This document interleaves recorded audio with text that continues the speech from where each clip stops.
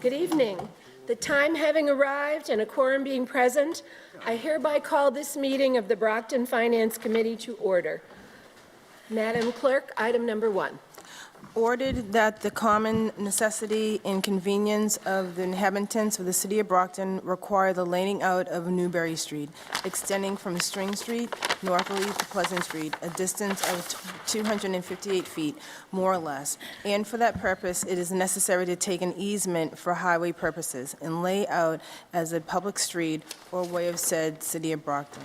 Said easement passing by or over lands of those persons shown on Exhibit A, attached hereto in parties unknown. Said layout of said street, being variable in width, is shown more particularly on the plan entitled City of Brockton Layout and Acceptance Plan of Newbury Street. Said plan drawn by J.K. Holmgren Engineering Incorporated at a scale of 1 inch to 20 feet and dated August 19, 2022, is to be recorded herewith and made a part of this taken. Said layout of this street is bounded and described as follows, beginning at the point in the northerly line of Spring Street and at its intersections with the western line of Newbury Street, hence north 09 to 42 feet 7 inches width in said westerly line of Newbury Street, a distance of 264.19 feet, to a point in the southerly line of Pleasant Street, hence. South 74 to 35 feet, 0 inches, east in the southerly line of Pleasant Street, a distance of 23.83 feet, to a point at the intersection of said southerly line of Pleasant Street with the easterly line of Newbury Street, thence. South 9 to 46 feet and 48 inches east in the easterly line of Newbury Street, a distance of 251.87 feet, to a point at the intersection of said easterly line of Newbury Street with the northerly line of Spring Street and hence. South 74 to 33 feet and 53 inches width is in said northerly line of Spring Street and a distance of 22.03 feet to the point of the beginning. The land taken is more fully described as follows. All the land within the limits of a private way known as Newbury Street, supposed to belong to parties unknown, being a strip of the land variable in width extending from Spring Street northerly, a distance of 258 feet, more or less as shown on the plan entitled City of Brockton Layout and Acceptance Plan of Newbury Street. Said plan drawn by J.K. Holmgren Engineering Incorporated at a scale of 1 foot to 20 feet and dated August 19, 2022, is to be recorded herewith and made a part of this taken, and we considered and estimated the damages sustained by all persons who have not waived damages in their several estates as follows. No awards. Invited, Patrick Hill, DPW Commissioner. The time having arrived, I declare this hearing open. Is there anyone here in favor? If so, please come forward, give your name and address to the clerk. Good evening. Good evening, councilors. This was done at the request of the DPW. It was a couple of separate councilors have requested this small portion of road. It's a roughly just shy of 300-foot section of Spring Street between Spring and Pleasant Street. The pavement is in desperate need of restoration, and the DPW supports this. Let there be light. Is anyone else here in favor? Okay. If not, actually, is there anyone else here in opposition? If not, I declare that portion of the hearing closed. Councilors, I will entertain a motion. Motion to recommend favorably to the entire City Council. Okay. All in favor? All opposed? The motion passes. Item number 2. Appointment of Martha Crowell of 221 Oak Street, Apartment 102, Brockton, Mass. 02301, to the Planning Board for a 5-year term ending February 2028. Invited Martha Crowell. Good evening, Chairman and Chairwoman, I'm sorry, Madam Chairwoman and members of the committee. I'm so excited to have Marty Kroll before you tonight. She is a former STEAM member serving Ward 1 as a city councilor.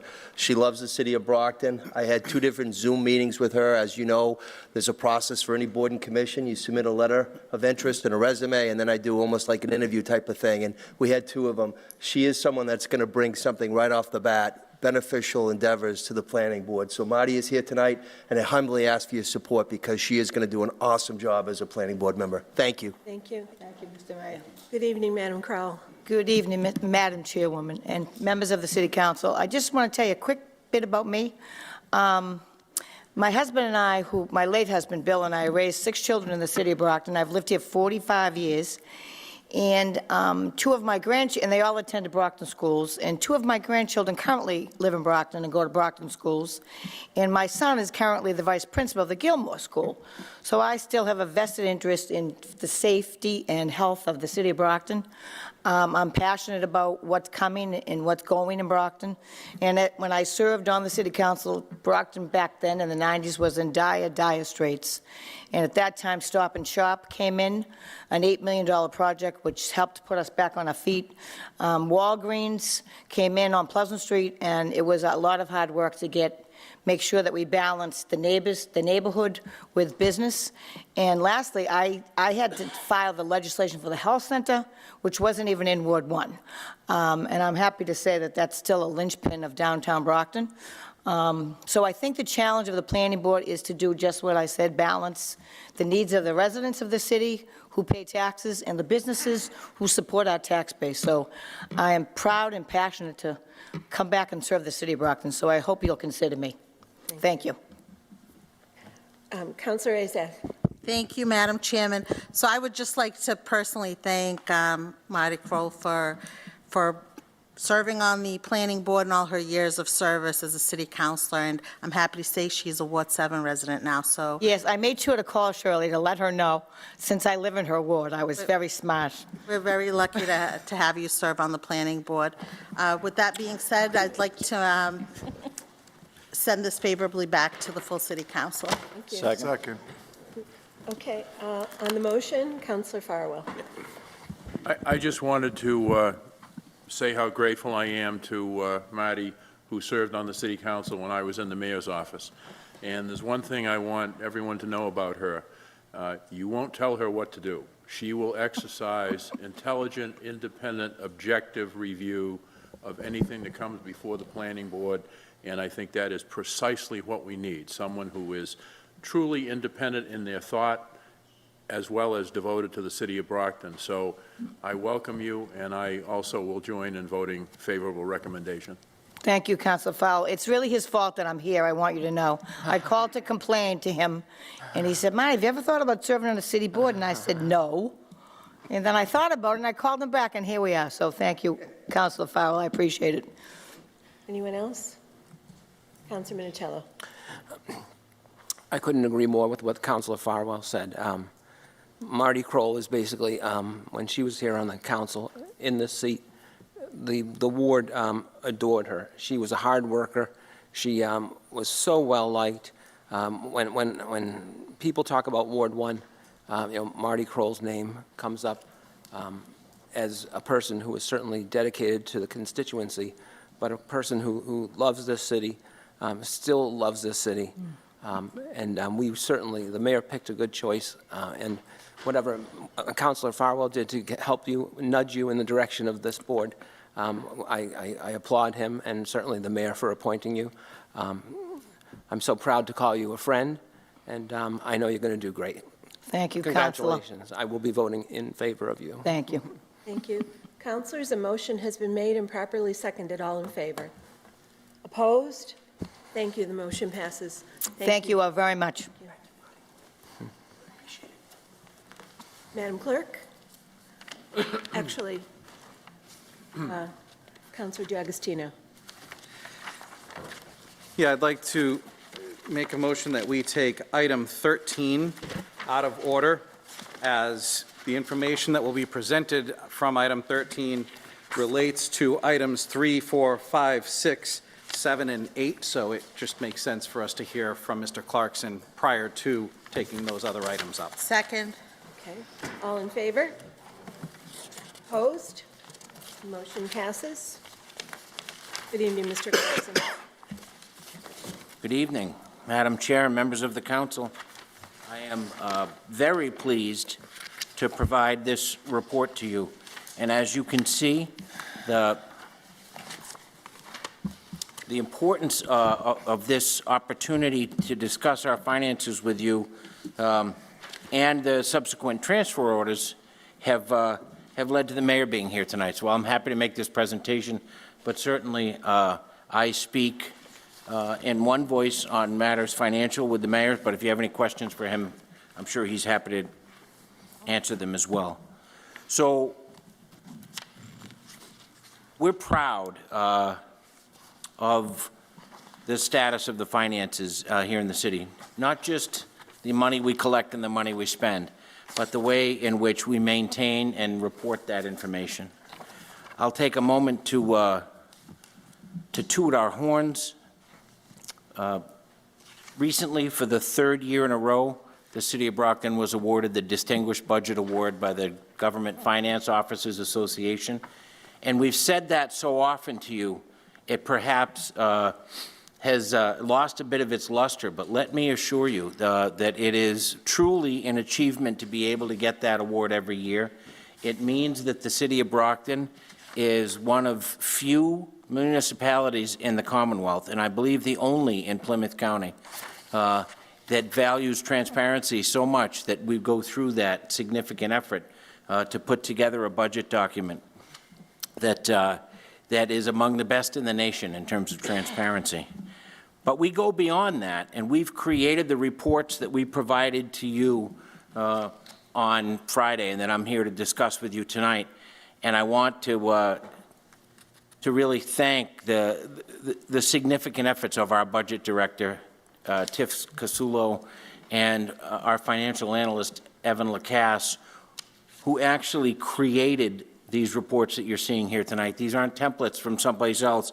Evan, out of raw cloth, created these reports at my and Tiff's request. And that's really an amazing effort on his part. So we really have a great team in finance that takes the reporting and the maintenance of our financial information very seriously. So just to give you a little background on the three reports that I've provided to you.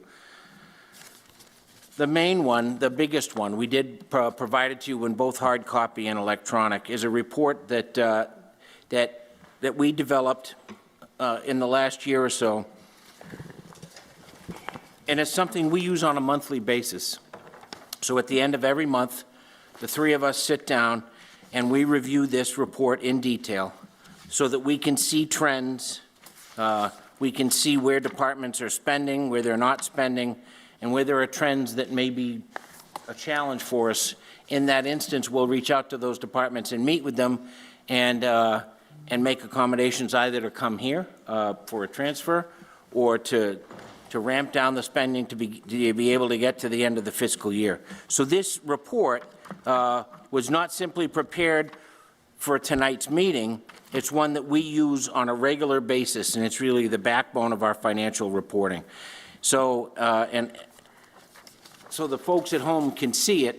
I mean, you can't see the actual spreadsheet, but it's volumes, and this is every budget line item that exists in that 400-page operating budget. Mr. Clarkson, excuse me. Of the documents that you sent us on Friday, it's the one that was labeled Department Expenditures, right? Yes. Okay, yes, thank you. So what this overall report does is it looks at every budget line, what you approved, what's been expended, what remains, and what percent we've used. And so we use that as a guidepost. This report that's called the monthly report that we also provided to you is one that we developed specifically for this meeting, but it's one that we will continue to use because this is an interactive spreadsheet. So these expenses in this report are as of February 15th. And what this spreadsheet does is it automatically calculates what percentage should be spent out of the budget on February 15th. And as you can see, that's 63%. So I have no idea how Evan did this, but what he did is set the spreadsheet up in a way that if any expenditure in this spreadsheet exceeds that 63%, that cell in the spreadsheet automatically turns red. So it gives us and you the opportunity to see where those items are that may require further scrutiny. I will get back to that in a minute. I just want to quickly describe the other information that was provided to you, and then we can go back and discuss them in detail. The third report, a thinner but as vitally important spreadsheet, is a detailed analysis of our revenue and a summary of revenue in all categories, including our enterprise funds. It gets into the detail of local receipts. So those are building permits and health permits and marijuana money and all of those smaller categories. And so, and rather than just include the local receipts, we wanted you to see how that's broken down, because what we do on an annual basis is get together, and we'll be doing this soon for next fiscal year, is we sit down with the departments that actually generate that revenue and talk to them about trends and making sure that our projections for the following year are in line with the trends that they're seeing. So that really gives you a really good overview of where we're doing revenue-wise. And finally, this spreadsheet is in response to the inquiries that you had on our debt. Now, this picture tells a story, but we also provided you electronically what we call the debt book, and that is every loan that we have, every bond issue that the city has is in that book. It gives a maturity date, a payment schedule, and the reason why we borrowed that money. I did not print out 11 copies of that, although there is one on the auditor's desk there. We did provide it to you electronically, and if you'd like us to print you a hard copy, we certainly will. But that was in response to some of the inquiries you had on debt, and so every penny of existing outstanding debt for the city is in that book. I would call your attention, however, to the graph that we've prepared. This is a graphical representation of that debt, and if you remember, prior to borrowing the money for the public safety building, I talked about a window of opportunity. It's important that you see that that window of opportunity still exists. So there is a very significant drop-off where we have our bonded indebtedness plunges down to below $10 million. What we did with issuing the pension obligation debt, that number used to be 2028. We've pushed it off into 2037 to accommodate the pension obligation debt and to save all that money. But it's important that you see that that window of opportunity still exists. So in the coming months and years, as we begin to talk about the high school project and how we're going to fit that debt in, I want you to remember this picture. We'll talk in much more detail about it in the coming years. But we're working hard. I've actually convened what I call a debt summit at which our debt advisors from Hilltop Securities and our team and the people from the schools, the school CFO, will all get together upstairs in a couple of weeks and go over that debt book, take a look at this picture, and start to plan how we can accommodate the debt for the high school. But tonight, we're here to talk about the overall budget. So I talked to you a little bit about the transparency issue and how our reporting, I believe, has improved and how we look at this report every month. This is a reflection of our accounting software in Munis. If any of you would like to be provided this report on a monthly basis, happy to provide it. If you'd like me to come here and talk about it on a monthly or a quarterly basis, happy to do that. We're, as I said, really proud of the work we've done. And so now we'll just speak in generalities about this year's budget. I want to address first a question that I know a couple of councilors have raised and a concern that you've raised about spending outside of what we call statutory categories. So when you vote the budget every spring, the actual budget for the City Council, and that is contained in the budget book, is what's called the budget order. That is the legislative act of this City Council that is the actual and true budget for the City Council. And so within that budget that you vote, or called statutory categories, personal services other than overtime, purchase of services, those categories that you're very well used to.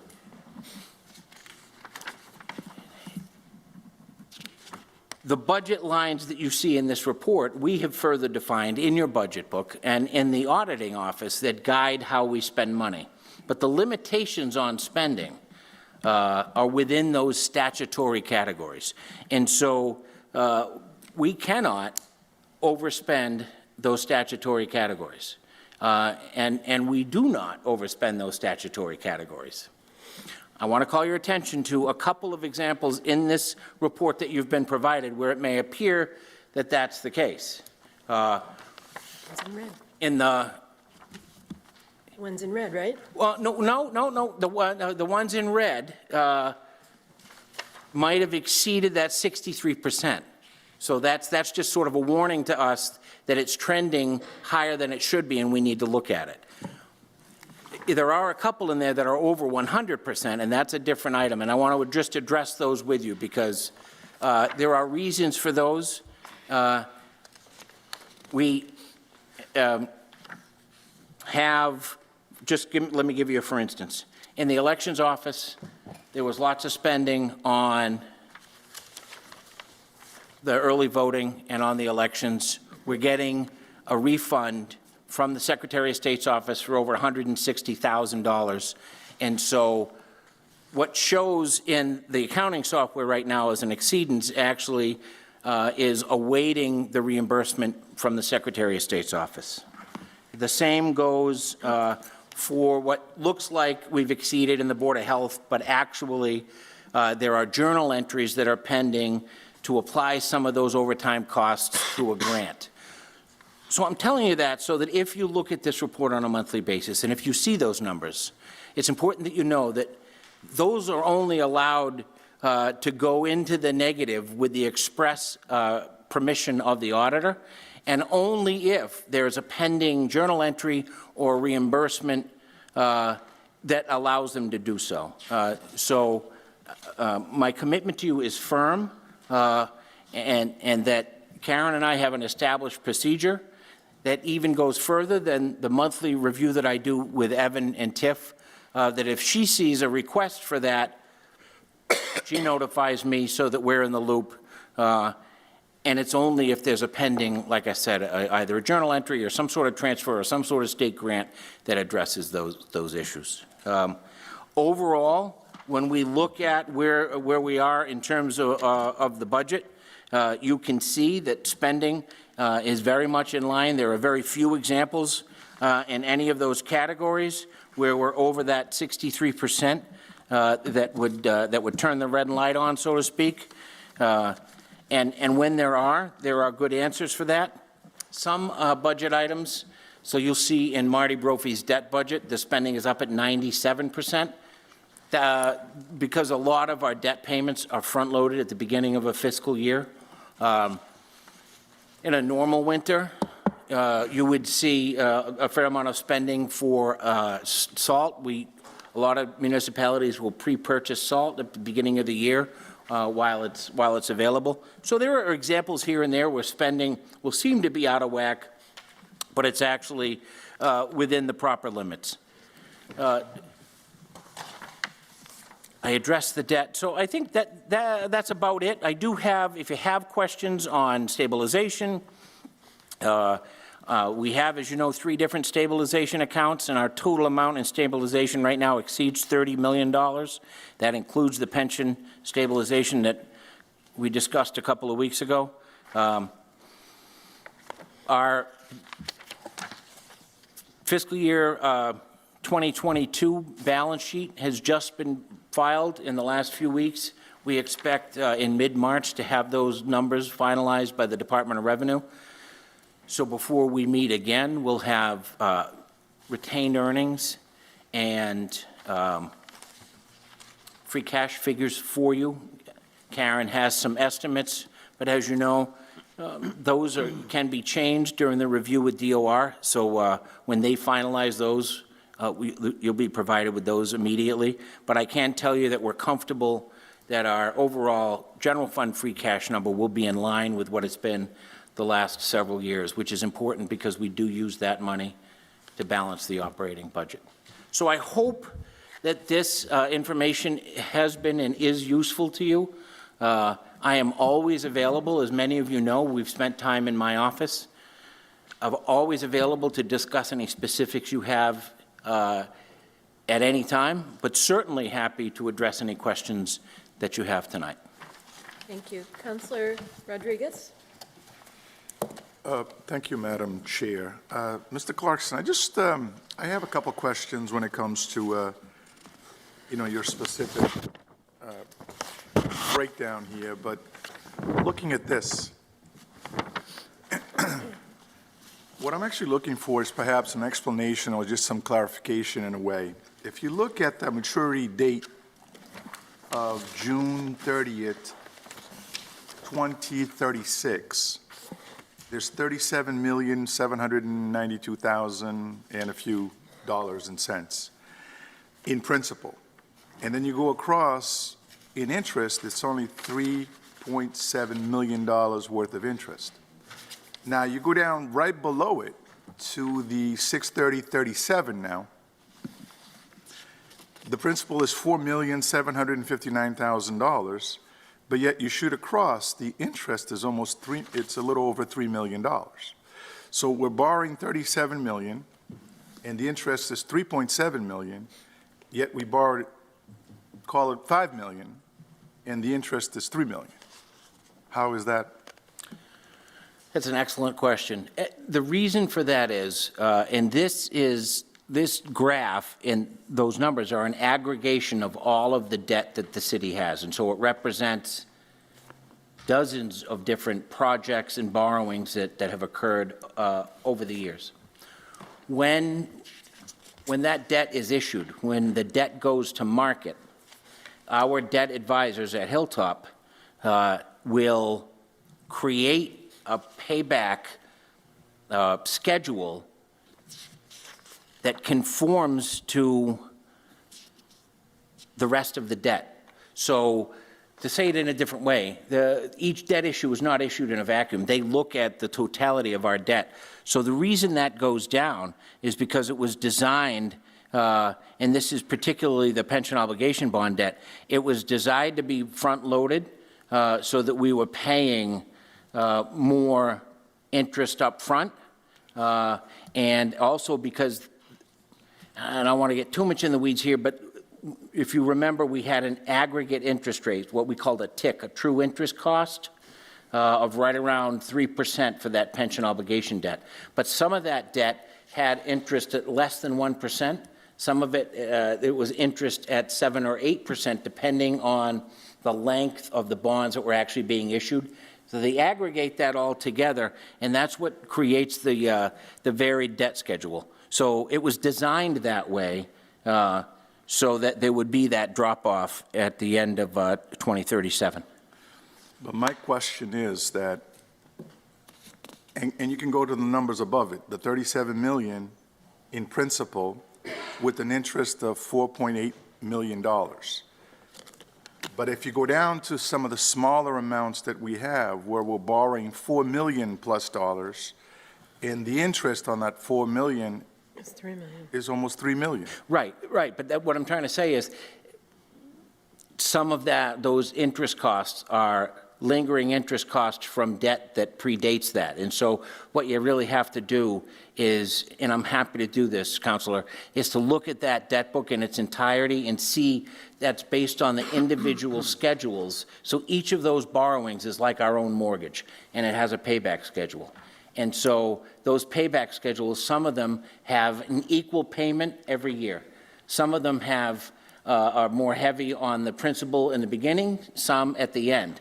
And that was designed by our debt advisor to try to even out our payments as much as possible.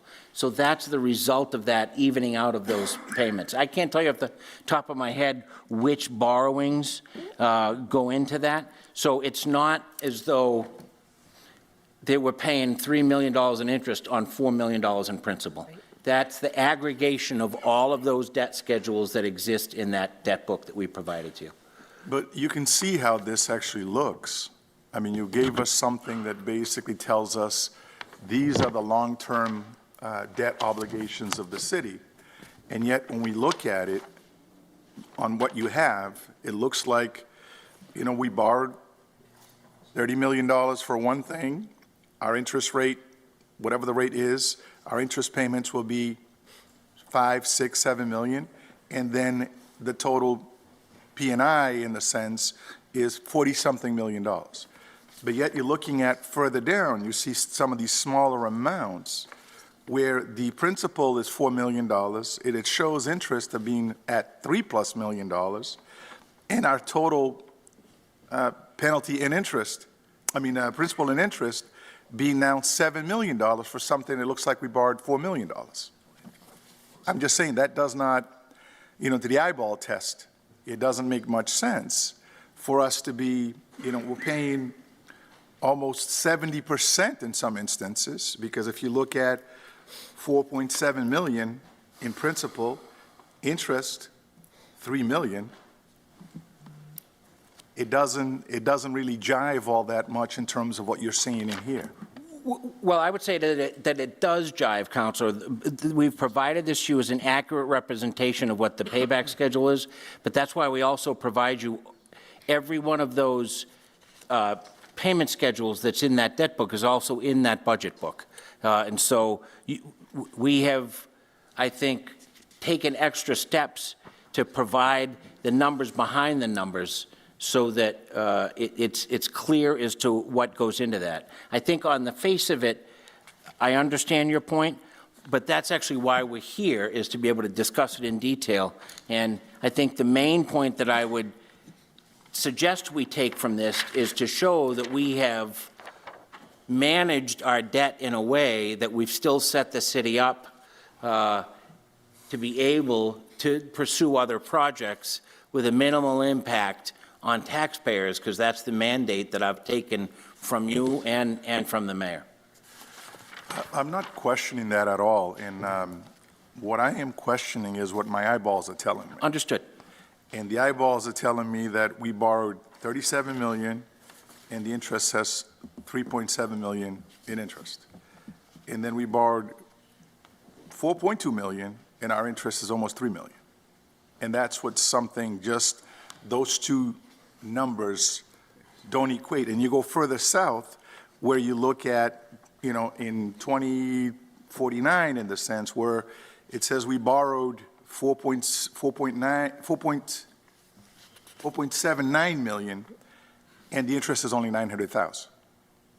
So why is it 900,000 here and it's 3 million up above?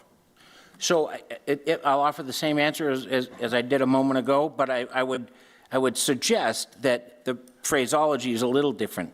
It's not that we borrowed $4 million in 2037 and are paying $3 million in interest. The actual borrowing was a lot more than that, and that's what's left of the principal payments and what's left of the interest payments. So if I have a house that's worth $200,000 and I borrow $100,000 as a mortgage on the house, then I have prescribed principal and interest payments every year. And it's the same thing with public debt. It's just that the debt schedule for the payoff, let me put it this way. You had a house and you had a mortgage, and then you took out a second. And there's a payback schedule for both your mortgage and for the second mortgage or the line of credit that you took out. And so you have a prescribed payment for both of those. But in the aggregate, in terms of your household budget, you're going to figure out what the total number is that you have to pay for both your mortgage and your line of credit. That's what's represented here. So it's the aggregation of all of the debt that we have, and so the debt schedules for those dozens of different projects for which the city's borrowed over the last 2 decades turn out to show that this is the schedule of the principal and interest. So when you look at $4 million in principal and $3 million in interest, those are the schedules for many, many different projects. And so that's why the numbers may look, as you say, to the eyeball a little funky. but it's because we're aggregating so many different projects and debt schedules and just trying to show you overall how much money do we need in our budget every year to pay our debt. But you're looking at some of these maturity dates, as 30 years in the future, for instance, of loans that we haven't taken out or planning on take out, or we already took those out? No, this is all actual debt. That matures in 30 years from now, basically. Yes. But if you look at the last one, the one from June 30th, 2053, and I'm sure a good 90% of us will not be here to deal with any of this, but it says the principal is $5 million, and then the interest is only about $1 million. 100,000, actually, yeah. Why is the interest on that only 100,000 when the principal somewhat is over 5 million? Because of what I spoke to you about before, and that is, I believe, the final payment on the public safety building. And so when that debt went out to market, when you sell public debt, let's just say for ease of math, we borrowed $100 million at 5%. That's what we call, remember, when we come to you, we talk about the TIC, the TIC, the true interest costs. We don't issue $100 million in debt at 5%. The investors, our underwriters, go out and they sell $100 million worth of debt, and some of it's for a 30-year term, and some of it's for a 2-year term. And so the higher interest costs are for the shorter term. The longer they're out there, it's lower interest. And so we're only paying $100,000 on that last payment of $5 million because the way the debt was arranged, the interest costs were paid mostly up front. And there are consumer loans that you've seen that are like that, right? A lot of mortgages are like that. We are paying the interest up front, and as time goes on, you pay more principal than you pay interest. And public debt is the same way. So that's not an anomaly that you see $5 million in a principal payment and only $100,000 in interest, because the investors, remember, people are buying these bonds, and the investors would prefer to see their money up front rather than 30 years from now. So what we have to pay is a reflection of what the market has seen in terms of selling the bonds. Well, can I suggest something? Could we somehow, whenever we do these kinds of graphs or presentations in the sense, that we add a couple more columns to this thing that basically says... Yeah, that's why we're here. What would you like to see? To say what the original amounts were, for what purpose they were, so that we have some sort of, I mean, because if this just kind of lands in the hands or in the eyes of our folks in the community, they're going to question, I think they're going to have the same questions that I had. You know, so I think if we add some more to something like this so that it actually is a little more explanatory in a way, so it could be understood a little easier, so we don't have to sit here and have the discussions about the legalese or the within the financial world in the sense of what those terms are or not, so that the average person can kind of understand that. That would be kind of great. Sure, yeah, absolutely. I mean, that's why we're here, right?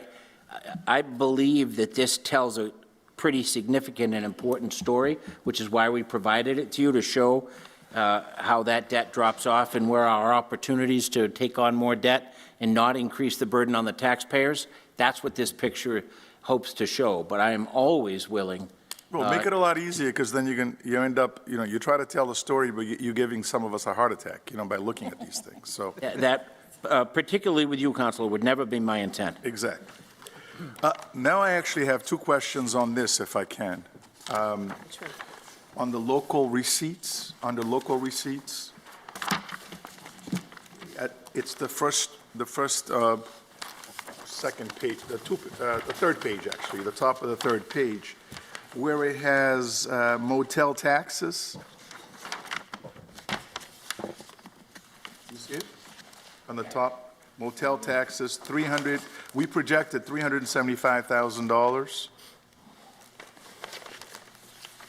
And to date, there's nothing in there. And the same thing with the meals taxes, where we projected $1 million, and there's absolutely nothing in there. Now, does that say we have collected, it's just not in the books, or we have not collected both meal taxes and motel taxes? So the way that works, those monies have been collected. The way the meals tax and the motel tax works is when you go and pay your meals tax. Well, I eat a lot, so. So, and we thank you for that. As you know, the Brockton's share of that meals tax, I believe, is 0.75%. Is that correct, Madam Auditor? I believe it is 0.75%. So on a $100 restaurant bill, 75 cents of that comes back to the city of Brockton. But the way it works is when you pay your meal, you pay the money to the restaurant, and then the restaurant pays its meals tax all to the Commonwealth. They don't pay us. And so the Commonwealth then processes those tax payments, and on a quarterly basis, they send the money back to the city of Brockton. So that usually lags behind, which is why you don't see any revenue yet, but we will. So we exceeded our estimates the last couple of years in restaurant revenue. The first year of COVID, we ramped it way down, but as everyone knows, the takeout business in COVID actually led to significant meals tax revenues. And so I have a high degree of confidence that our annual amount for meals tax revenues for this year will far exceed that $375,000. But we don't represent it in our revenues until we see the money come from the state. So, but you're saying the money has come from the state, because our fiscal year is almost, it's 2/3 in the books. Right. So there's only a third left, so we should at least see something in the books that actually comes from the state.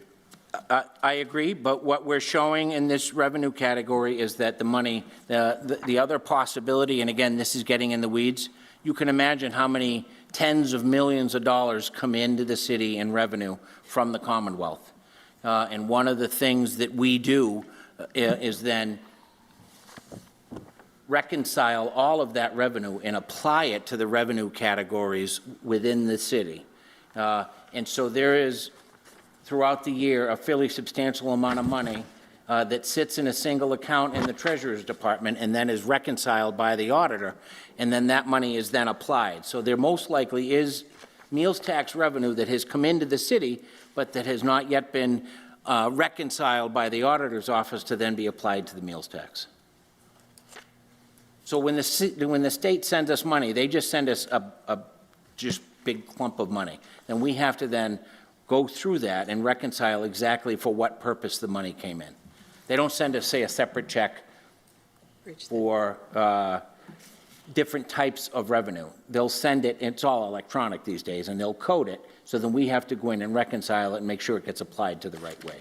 But there are monies coming, or that we actually have had monies come in for those particular line items. Oh, I'm quite certain that we have, but I don't want to represent them to you until we've reconciled them so that we can tell you exactly how much it was.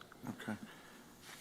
And the same goes for the Medicaid reimbursement as well?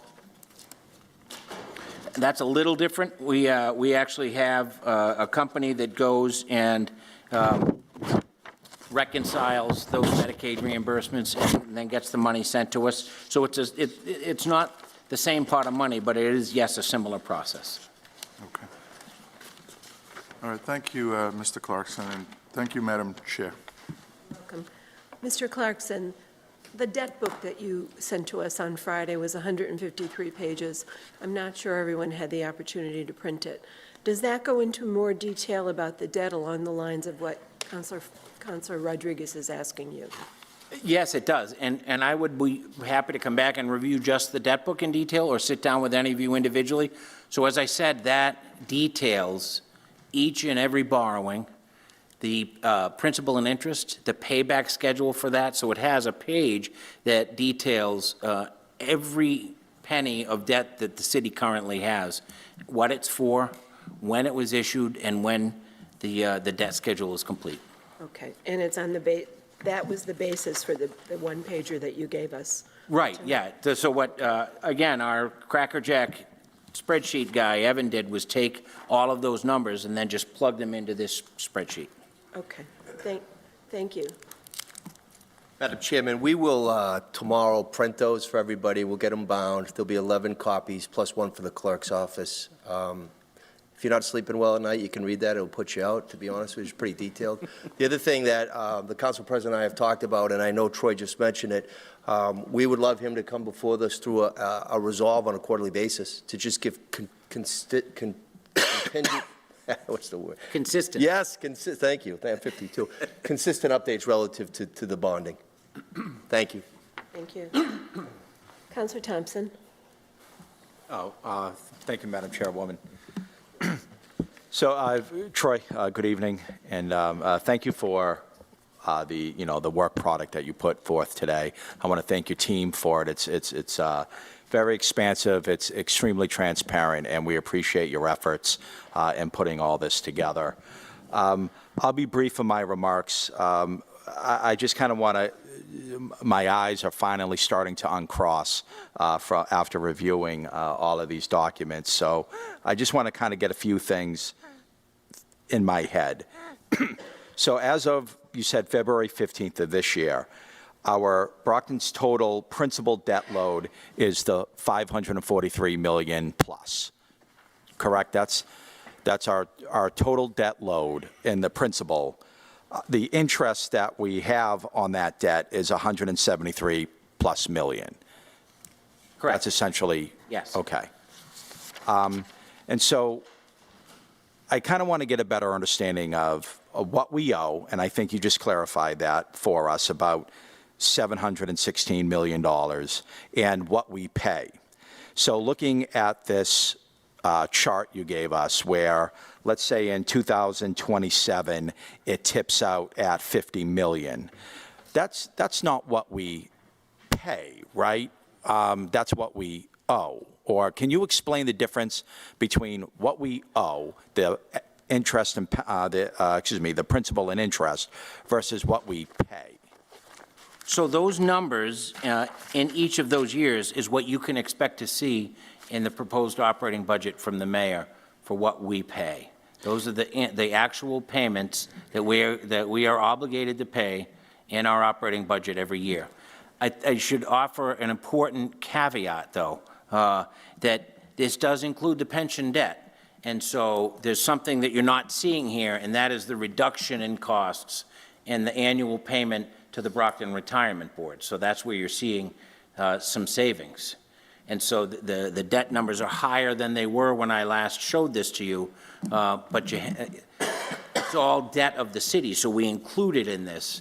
But it is the actual financial obligation of the city is net of our savings in the retirement. But yes, the budget that you'll see for next year will include these numbers. Okay, so then the city of Brockton, to service our debt, to service the over $716 million in principal and interest, we will write a check to, say, our bondholders, June 30th of 2023, we're going to write them a check for $35 million plus.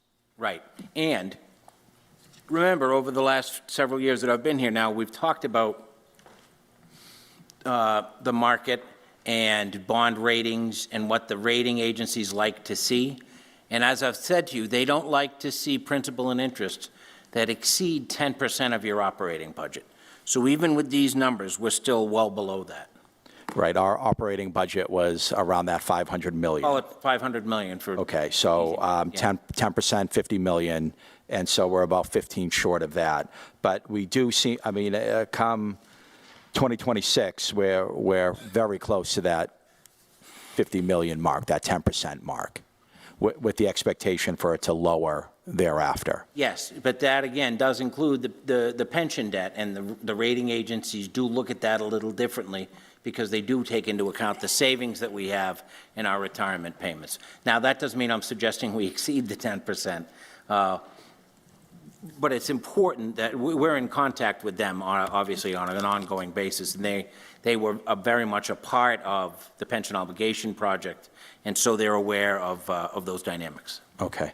And so earlier you explained kind of your overall philosophy that that we want essentially to have a debt obligation or a payment on our debt that does not become so burdensome that it kind of, it does not allow us to make other borrowings in the future to address capital needs or, all the other critical needs that we have in our city. And so we're at 35 come 2023. It goes up to say that 49 a few years later. We want to stay at that lower than 10%. And I know you're saying that because of its pension obligation, the rules are a little bit different. But we see that big drop off in 2037. Now, in I think prior years, we saw that big drop off in 2028, right? And so essentially that drop off is now essentially 10 years later. Now, there's an expectation. Well, we're never going to experience that drop-off, essentially, right? We're essentially going to make further borrowings that would continually push that drop-off further into the future, right? Is that essentially our plan? Well, I mean, that's completely up to all of you and to the mayor and in many ways to the citizens. What I have told you and what I still believe is we have the ability to absorb the school project and manage the debt in a way that it has a minimal impact on our taxpayers. Look, I understand. My clear mandate since I came here was to keep things affordable. And so we're always trying to balance the need for capital improvements with the affordability of the city. And my very clear mandate from the mayor and from all of you is to do that without any sort of exceedance of Proposition 2.5. Right? So an override or a debt exclusion or a capital exclusion, which are the three ways you can exceed Proposition 2.5. I'm working very hard to try to manage our debt in a way that we can renovate our high school and not have it impact our taxpayers in any negative way. In the coming weeks and months, you'll see me come here and ask you to create a capital and a debt stabilization fund, two additional stabilization funds. The debt stabilization fund, we're going to see significant tax revenue increases from all of this amazing construction that's going on right now. That's going to create more value in the city. It's going to create more revenue. One of the things we're going to try to do is to work together to take some of that money and set it aside in a stabilization fund so that when we look to spend $500 million, net 100 to us, to renovate a high school, that we'll have some money set aside to, again, ease that burden and help try to get us to 2038. Because this is going to be a 7-year project maybe, and we can temporarily borrow for 7 years, but that won't quite get us to 2038. So we're going to have to be creative over the next several years. And frankly, we, meaning the mayor and I, are going to need your help and your support to be a little creative to get us there so that we can all together fulfill that mandate to the taxpayers. And I'm glad that we're discussing these things now. But I know there's also, I've seen a capital plan that was in that $350 million range as well. And so I know those are critical needs throughout the city. And so I just want to make sure that over, say, the next 10, 15 years, that we're able to make the necessary borrowings that are critical for our city. The high school, probably being one of the most critical, to be able to chip away at that capital plan that we have, and not put too much burden on the taxpayers. And so that's going to be the responsibility of your department, of this council. And so I look forward to working with you to make sure that we do not put our city in a position where we're asking our citizens for an override or anything like that. If so we need to prioritize what is important, and then make those borrowings as needed. So again, I appreciate your time and effort on this. I think having quarterly updates is I think that's reasonable. And so I think these are issues we'll continue to talk together. And so again, I appreciate your efforts. Thank you. Thank you. Thank you, Madam Chair. You're welcome. This resolve and the important information coming out of it was filed by Counselor DiAgostino, and I've been remiss in not calling on him first. So go ahead. Thank you, I appreciate that. Most of my questions have been covered by my colleagues, but just a few things. So it sounds like we don't have a debt ceiling like the feds have per se, and I bring that up just because there's so much talk about it lately, right? Everybody's hearing about all this talk about that in the news, but it's more of what the bond rating agencies kind of like to see and kind of staying in that range so that we can borrow at advantageous rates. Is that kind of the? That's exactly correct, yes. Okay, all right. And then going through the revenue, and maybe I just don't know where to see it, is there not that much aid coming in from federal sources, or am I just not seeing where it is? The money that would come in from the federal government would not show up, so this is our annual budget, the revenue related to our annual budget. And we don't rely on federal funds on the city side at all. There are no federal funds that are part of our annual operating budget. I know you've spent some time in the school committee, and that's very different for the schools. They rely on a significant amount of federal funds. But we do have federal funding sources. Mainly those are grants. And of course, these days, there's a significant amount of American Rescue Plan or ARPA money that we spend. Right. But we did use some last year to fund some of the critical needs that were related to the pandemic. But we made a commitment, the mayor made a commitment, that we didn't want to continue to spend that ARPA money on ongoing operating expenses. It creates a structural deficit. So I think it's a wise financial move to not spend any of that money on operating expenses. Well, I'm glad to hear you say that because that's a concern that I have. And when I was still on the school committee, again, they were getting significant federal dollars, right? And kind of was saying the same thing of, let's be very careful what long-term commitments we're making here because this will dry up. So I'm glad to hear that the city is being cautious as well because it will dry up. And we don't want to be stuck with long-term commitments that we can't keep up with. So can you go back to, you talked about balancing the budget with free cash. Can you expand on, like, I don't know how to ask it, like free cash comes because what happens? We don't spend the prior year's budget entirely and we have money left over? Great question, and the answer is yes, partially. So free cash is neither free nor is it cash, but that's what the Department of Revenue calls it, so that's what we call it. It's a snapshot of our financial condition on June 30th. And so on June 30th, we look at our financial condition, and the baseline of free cash is made up of two major items. One of them you correctly identified. It's budgeted money that's unspent. Part of the reason why we look at those percentages so closely, because we're wanting to make sure we're producing free cash. The other one is revenues in excess of projections.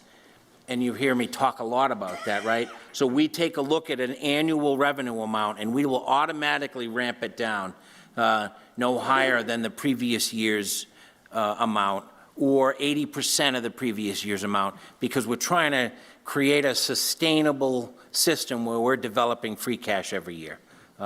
And that's really important. In some communities, they use free cash solely for capital items. We don't have that luxury here. And so in the past, we've used all of our free cash to then balance the next year's budget. The challenge with that is the amount changes every year, and so it's a moving target. And so you might have 14 million one year and 18 million the next year, but you don't want to spend all of the 18, because then what are you doing, right? Creating a structural deficit. So we've tried to be consistent during my tenure here in using about $14 to $16 million in free cash to balance the budget. You may remember last year we had $19 million in free cash. So what did we do? We took $2 million of it and put it in stabilization. And then we used some of it on some capital expenses. So we try to be very judicious with how we use that money. Karen and I have been working very closely, and we hope, as I said, in a few weeks the state will certify our free cash number, and we're comfortable that there will be sufficient money to use to balance next year's budget, and hopefully some that we can come to you and either put it in reserves or spend it on some capital items. Okay. And I may have misheard the way you said this, but I had thought during last year's budget, you had made a comment about wanting to get us in a position where we weren't necessarily relying as much as we do on free cash, probably for the very reason you just stated, that it varies from year to year. I mean, how do we move in that direction? Is that even possible? It is, I did say that, and I meant it, and I will say it to you again when I present next year's budget. I think the phrase I try to use is wean us off of free cash. Yes. But, you know, that's not a 2 or a 3 year process. Here, that would be a 10 or 15 year process where we just little by little, as the construction continues and our tax revenues increase, and those new revenues can take a greater burden of our operating costs, we can then rely less and less on the use of free cash. And so it's really a synergy between the new revenue that we're creating, the existing revenue that we produce every year, and using more of this as it accumulates so that we use less of this. And that will allow us to use free cash for some of the capital items that Councilor Thompson talked about, or to put more money away in reserves, as Councilor Rodriguez discussed a couple of weeks ago. Okay. And I appreciate yours and the mayor's willingness to come and do this on a regular basis. I'd certainly like to have you back again. Maybe we'll have to talk about timing, because I know right before the budget you're crazy busy, but this might be helpful a little closer to the budget to see, you know, where we are, so that when the budget is in front of us too, we kind of have both pictures, right? The year to date and how things are looking, and the upcoming year's budget. But but I do appreciate the willingness to come and be transparent and speak publicly with, you know, so that everybody can kind of get an inside view of, or not inside view, that doesn't sound right, but you know what I mean, a more in-depth view, a more transparent view of the city's finances. I think, hang on, I just want to make sure I covered everything, all the notes, I get little notes everywhere. That should be, no, all right. Yeah, I think that's everything that I wanted to ask that hasn't been yet covered, and you'd be willing to come back and maybe go through that debt book a little bit with us in more depth? Oh, absolutely, yeah. Okay. Excellent. I look forward to that. Thank you. Thank you. Councilor Farwell. Thank you, Madam Chair. Mr. Clarkson, what is the aggregate total debt that we have now outstanding? I know we're talking about principal and interest here, but just in round figures.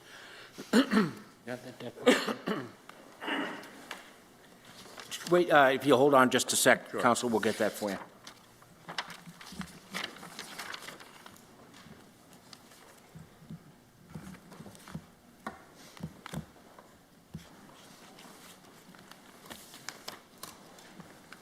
I'm just making sure the figures jive. It doesn't have to be right to the dollar, just, because we're throwing around a lot of figures, but I'd like to know where we are total So aggregate debt. the total debt outstanding is that, the total amount we owe is that, in that first column, that $543,120,000. I just wanted to confirm that. So that's the debt that we have on that, one of the early pages in your debt book, and that lists every project going back to the 2012 DPW wastewater borrowing, to a school building remodel in 2014 for $4.4 million. So our total indebtedness is the 716, but the amount we actually owe is that 543. Okay, so total indebtedness with principal and interest is 716? With principal and interest, exactly. Now, my understanding is that in addition to the high school and its needs, we're going to be required to have pre-kindergarten classes, particularly for, I think initially for special ed children, and then I think it's going to be universal. And I did hear a discussion the other day where the Shaw School might be demolished, and then the school department will put up some space metal buildings for classroom space. Is that something that has been discussed, and is there a potential additional borrowing coming out, to your knowledge, over and above now the high school, but for the school department? Yes, we absolutely have discussed it. In fact, we're in discussions with the school department about accommodating their new bus program and acquiring some property for that. Now, the plan would be to acquire some property for the schools to be able to accommodate those buses. But right now, as you know, as part of their non-net school spending, we provide them approximately $11 million a year, and included in that is transportation costs. So what we would expect, and what they have agreed to, is that the debt payments would come out of the money that we give to them. So it wouldn't create an additional burden on the budget. It would add to our indebtedness. But we've identified funding within our existing budget to be able to fund those costs. If we construct buildings for universal pre-K, or if we construct buildings for the city, or if we fix things and buy other things, and we're going to have other capital costs. And so that's why we're getting together with that debt summit to try to look at, other than the school, how do we manage our capital planning over the next 10 years? Because I can guarantee you, the mayor and I will be back before you looking for borrowings over the next several years. I can't tell you exactly what it will be for, but it's foolhardy of us to think we're not going to need to borrow additional money. So what I can promise you is that we're staying mindful of that and working with our debt advisors to try to come up with a plan where we can somehow take advantage of this as early as possible without adding a significant burden to the taxpayers. Okay, and just for the benefit of the public and my own edification, this does include the $98 million for the new public safety building, and it does. Includes the $300 million for the pension Yes. fund. Okay, and as well as, I think we borrowed some money 3 or 4 years ago for the DPW to comply with the NPDES permit. Right. So that's all in there. Yes. Okay. I want to just go to this enclosure, which has revenue summary, and a couple of things caught my eye. Number one, I noticed marijuana revenue was up. I guess that's good. Interest income, projected $75,000 to date, $1,090,000. That's a 1,454% increase over what you projected. Where do we get that income? What is investment income for the city? So, first, let me explain the 75,000. So we, interest rates, as you know, before they started skyrocketing, were very, very low. So we were extremely conservative, and these numbers for this projection occurred a year ago, when interest rates were still fairly low. And so we, as I mentioned, in order to try to have a robust free cash generation each year, always are very conservative about our projections. Then a couple of things happened that resulted in that number. One, interest rates started going up significantly. The other is we actually borrowed that $98 million. And our original plan, as you know, was to temporarily borrow for several years and then borrow the $98 million when we needed it at the end of the public safety project. But we took advantage of the lower interest rates and borrowed the money now. So we are earning some, but not a lot on that. We have to be very careful because of arbitrage about how much we earn on the money we borrow. The other is that we have significant money in reserves now, more than we've ever had, as I've been mentioning. We earn money on that. The Commonwealth is very restrictive about how we can invest our cash, but because we do have more money in reserves than we've had before, our interest income is is significantly more than it's been in the past. So basically, we have funds in interest-bearing accounts, much like people would have a 6-month CD or something, and we gain interest on the funds. Right. And that's what that figure represents? That's exactly right. Okay. I want to go on to this monthly report check, and there's a couple of things in here that jumped out at me. Let's go to library. These aren't numbered, but I'll give you a minute to get there. It's on the same page. It's on the right half of the page where Law License Commission is. I just want to make sure I'm reading this right, because I may not be. So are we there? Yes. Okay, so if you look at the column where it says over, down on the bottom right, out-of-grade pay, you're 3,041 in the red. Energy, gas, oil, diesel, you're 35,000, almost 36,000 in the red. Department equipment, rental, and lease, you're $5,800 in the red. Consultants, you're $72,000 in the red, if that's what your parentheses means, as is ordinarily so. Yes. And then on janitorial supplies, you're $1,139 in the red. Now, this is only after 7 months or almost 8 months of the fiscal year. Is that telling me that for the library, and I'm not picking on them, I just happen to notice the figures, that they have exceeded those particular line items by that amount?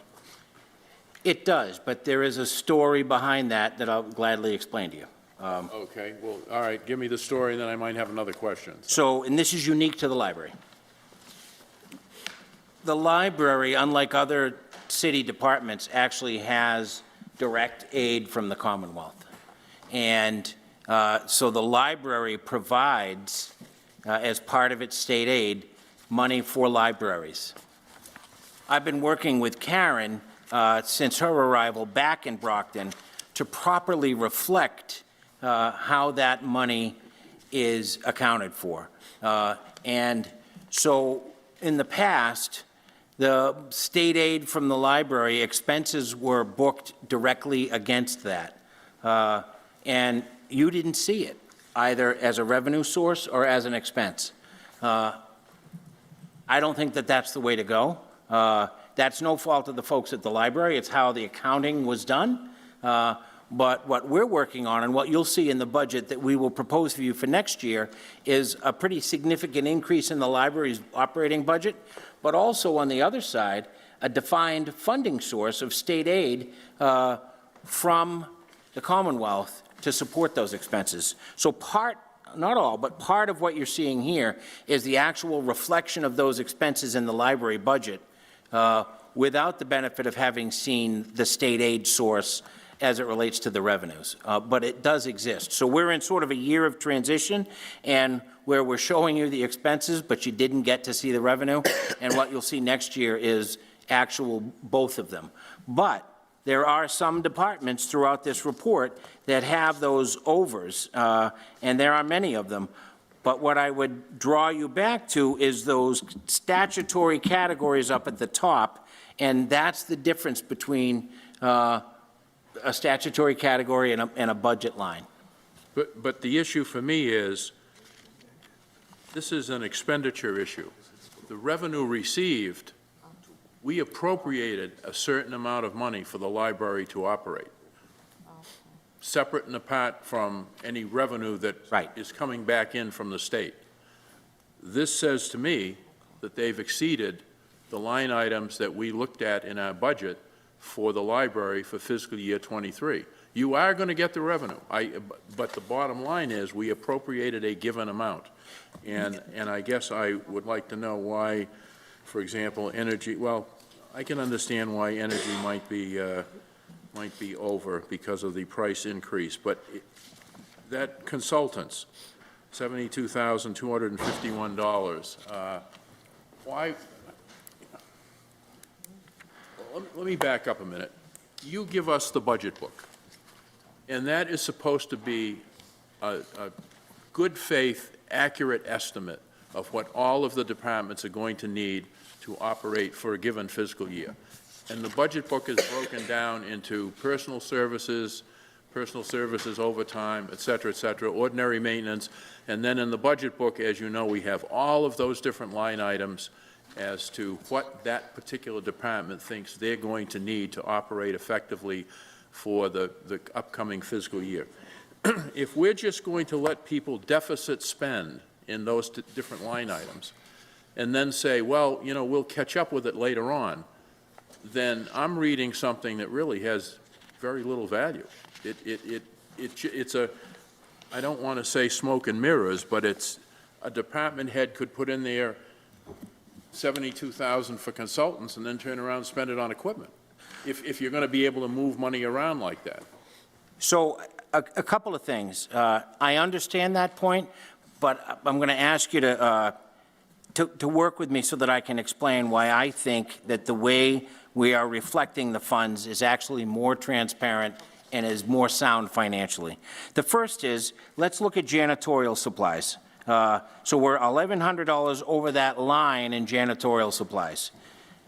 But that's part of the statutory category of goods and supplies where we're well below that 63%. We're at 45% spent for the year. So the janitorial supplies is a line, part of the statutory category of goods and supplies, where we're well below what we should have spent. What I have seen as a past practice here is what would have been done before is if you were over in that janitorial supplies line, you'd bill those expenses over here somewhere so that you weren't exceeding the amount in that line. That would look good on paper. The problem is all of us, weren't getting an accurate reflection of what it costs to run that department. So it makes more sense to me that if we're actually spending $1,100 extra in janitorial supplies, I would rather see that. So when I come back to you next year with a budget, we have an increase in that line and a decrease in wherever it was being spent from before, so that the budget is actually a more reflective estimate of what we're spending. And as long as we're not exceeding those statutory categories of overtime, personal services, purchase of service and goods and supplies, we're staying within the bounds of what you, the legislative body, appropriated. But the flip side of that is you've given department heads carte blanche to, you know, don't really pay attention to the line items in the budget. Here's your bottom line figure for ordinary maintenance. Now go spend it the way you want. That would be true if we didn't then look at it every month and see what they're spending and look at the trends and address concerns where it existed. And so that's the safety valve, is that we actually created these documents so that we are watching that spending on a regular basis. And they don't have carte blanche because we're paying attention and they know we are. And I'm go to DPW sewer. According to this, engineering, we're $152,800 in the red. So that is a little different of an issue, and I'm glad you raised that. So as you know, working with you, we created a stormwater enterprise. And so many of those, almost all of those costs for engineering will be transferred into the enterprise fund. From an accounting perspective, the enterprise fund is not fully set up yet, and so the expenses have to be booked somewhere. And until the stormwater enterprise is fully set up, those expenses are being reflected here. But you'll see, as we continue to provide this report to you, that those expenses will be transferred to that stormwater enterprise before the end of the fiscal year. And I notice auditor, mail, we're way behind on postage, $135,000 in the red. Yeah, and so a lot of that is, again, from the early voting, and we do expect a reimbursement from the Secretary of State that will address a portion of that. Part of that is increased mailings for abutters lists and things like that. And so that is one where you'll actually see a transfer request to be able to satisfy that so that we don't exceed that statutory category before the end of the year. So when the Commonwealth sends us reimbursements, either for early voting or veteran services, it doesn't go into the general fund to be appropriated by the mayor and the council. You are able to administratively apportion it where the refund or the reimbursement should go. Is that Right. correct? Yes, that's correct.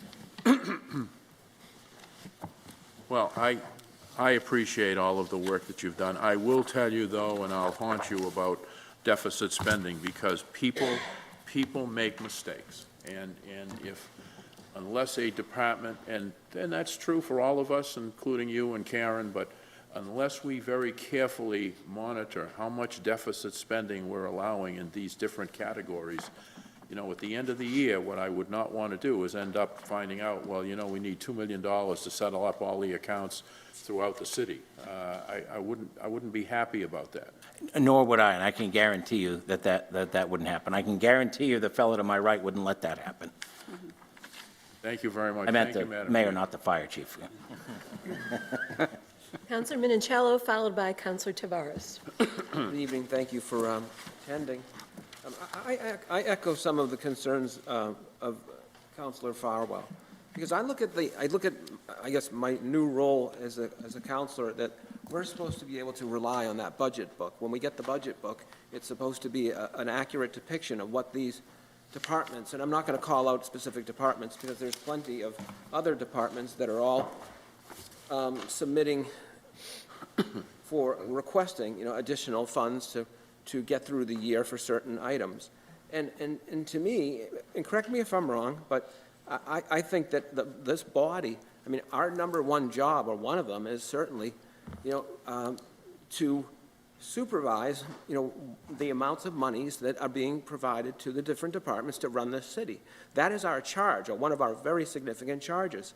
And to me, personally, I find that by allowing this sort of a habit, I say it's a bad habit.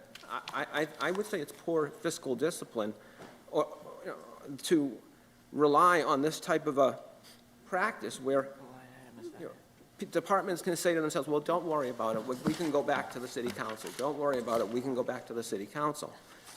I am very happy that with the teamwork, I would say, between your office, the mayor's office, the city council, the fiscal stance that all of us have taken in terms of not approaching the taxpayer with regard to a 2.5 override or a debt exclusion, because we all want, coming from the school side, we want the city to be vibrant with a renovated high school to be competitive. But the citizens want to make sure that there's enough money that they are not going to be tapped on the shoulder for an increase to handle those things, that we are going to take the monies that we have and have been provided. Luckily, this year, we've been provided with a little more monies than some years where we're digging into our pockets, having layoffs, telling department heads, you've got to cut your budgets by 5%, 10%, whatever it may be. So we've all listened to the taxpayers and each other in terms of we do not want to be, we want to have enough money to be able to increase and renovate, the schools, because in terms of, the council has done a great job in terms of budgeting monies for the police station, the safety building, the police station, the fire department, the new public safety building, and other projects that have been online before, my colleague to my left and I came on board. But the schools and the renovation of the high school, we all want to make sure that there's going to be enough money that the taxpayer is not going to be in the future tapped for that monies, that we have to live within our budgets. So I'm just concerned about this sort of a practice. If it gets too common, to me, it can really call into question our abilities to take on these projects that are so important, because the high school is the most used public building in this city. It really shows how a community can provide for its students and its citizenry, to prepare our kids to be able to be competitive with the other communities around here, that's really all of our charge, to make sure that our community is at the cutting edge and has what other communities have, so that their citizenry, their students, their kids can be successful. So I'm so happy that we have that money allocated, but I guess I'm just concerned that this type of a practice,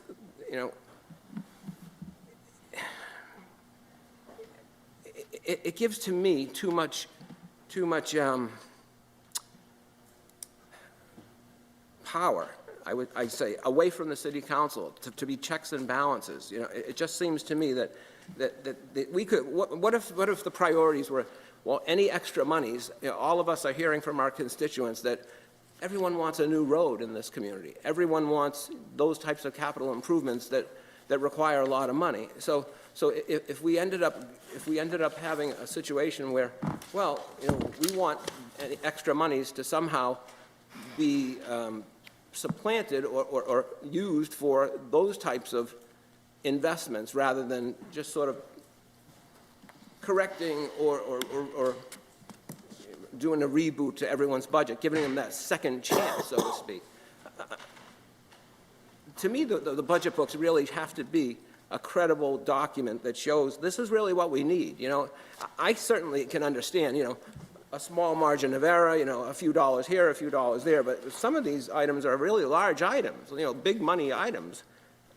So I guess this is a learning curve for me, but I'm just concerned that those monies, it's a way that people really don't have to pay that much attention to the budget, because you have this, this is sort of your parachute, this is your parachute to be able to take care of the things that, to me, should have been factored in the original budget, so that we then as a body can see, okay, this extra money, or this money that is luckily available, can be infused into the fabric of the city for capital improvements, rather than, okay, I need an extra buck, I need some extra bucks here for my department.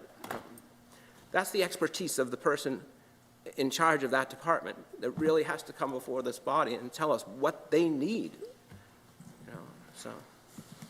So, Councilor, I will very respectfully but rather strenuously disagree with you. Okay. Because you do have that opportunity. When you approve the budget, you approve the money in those statutory categories, and those departments cannot, legally cannot, and do not exceed those amounts. They just can't do it. So the parameters that you set as the legislative body, as the appropriating body, cannot be exceeded. What we're talking about is the lines that are within that budget book. And those are, and I say to you every year when we produce that budget to you, the budget is the most important policy document of a community. It talks about what a community values, what the chief executive values when he presents that budget. But we take those lines very, very seriously. In fact, we chose to produce this report so you could see exactly where that money was going. But let me assure you, there is no carte blanche. There is no level of irresponsible spending going on. I take that very seriously. In fact, I have a fiduciary responsibility, not only to you, but to the citizens of this city, to make sure that we're spending responsibly. So the practice that we're talking about, statutory categories versus budget lines, is one that occurs in almost every, if not every, community in this Commonwealth. This is not a new concept. It's not even new to Brockton. It's a level of detail that perhaps we don't discuss publicly often, so I'm glad we are, so that we're together educating the public about the difference between a statutory category and a budget line. But please let me assure you, I take my responsibility very, very seriously, as does my team.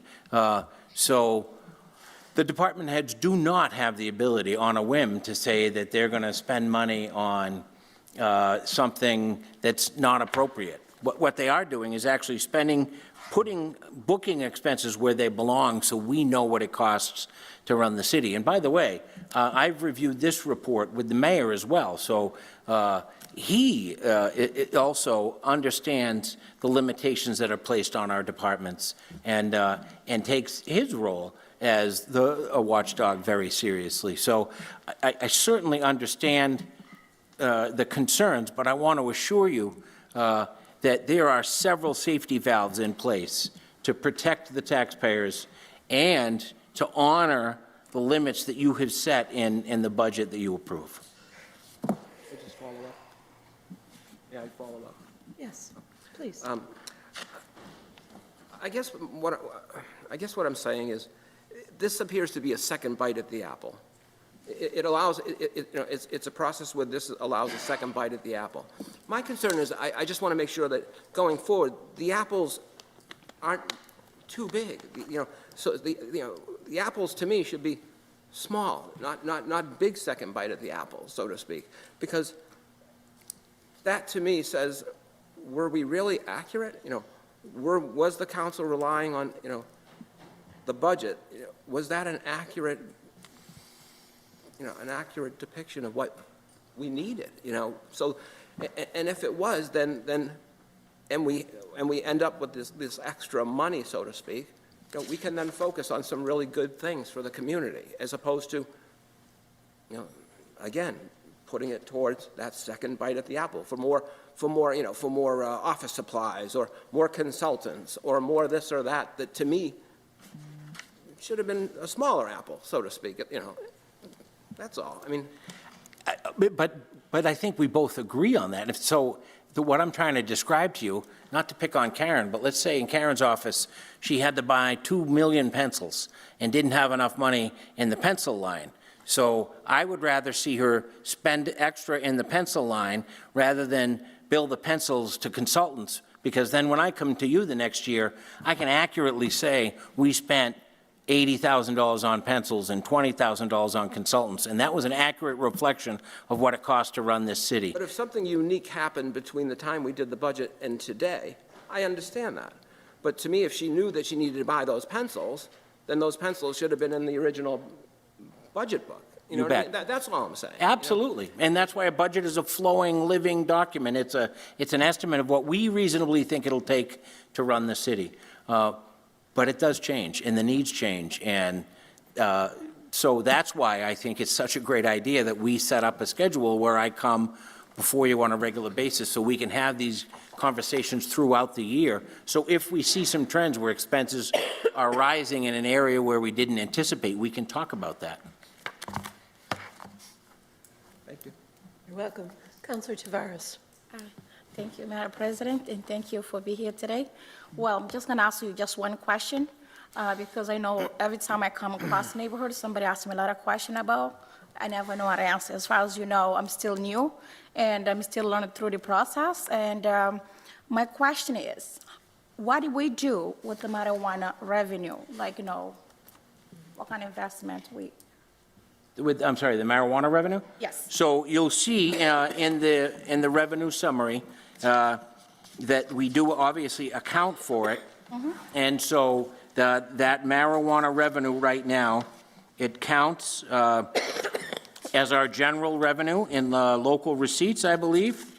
Yeah, so it's part of our overall local receipts. So it's just part of one of those building blocks of our general fund budget. Okay. All right. We did, or you did, create a fund to be able to capture some of that revenue and spend it on specific purposes. I think there's a couple more steps that are still necessary to finalize that process.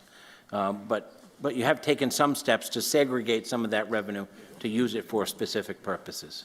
Okay. Well, all right, thank you so much, and I think you guys did it very well. And in the meantime, my recommendation, I know I see the improvement with the budget, and we just need more improvement. So like instead of sometimes we using word other or certain, we just literally need more clarification and definition especially for new city council. I know you're an expertise, you understand all that quickly, easy, but for somebody that does not have a training skill technique on that, of course, like, I appreciate if we kind of break down little definition, clarification, detail, which is going to be easy. You're not going to be here all night for all the question to specify with the more clarification definition. Sure. That's all I have for tonight. Thank you so much. Thank you. Councilor, is anyone who has not spoken? Okay, Councilor D'Agostino. I'll be quick. So, in the context of what several of us have raised about overspending within budget lines, and I understand there's a difference in the statutory categories versus the budget lines. I think as it relates to the budget, and again, we're going to just a few months away from budget season where we'll be looking at those budget books again. I'd like to see the budget lines, even though they're outside of the statutory categories we're voting on, that went over.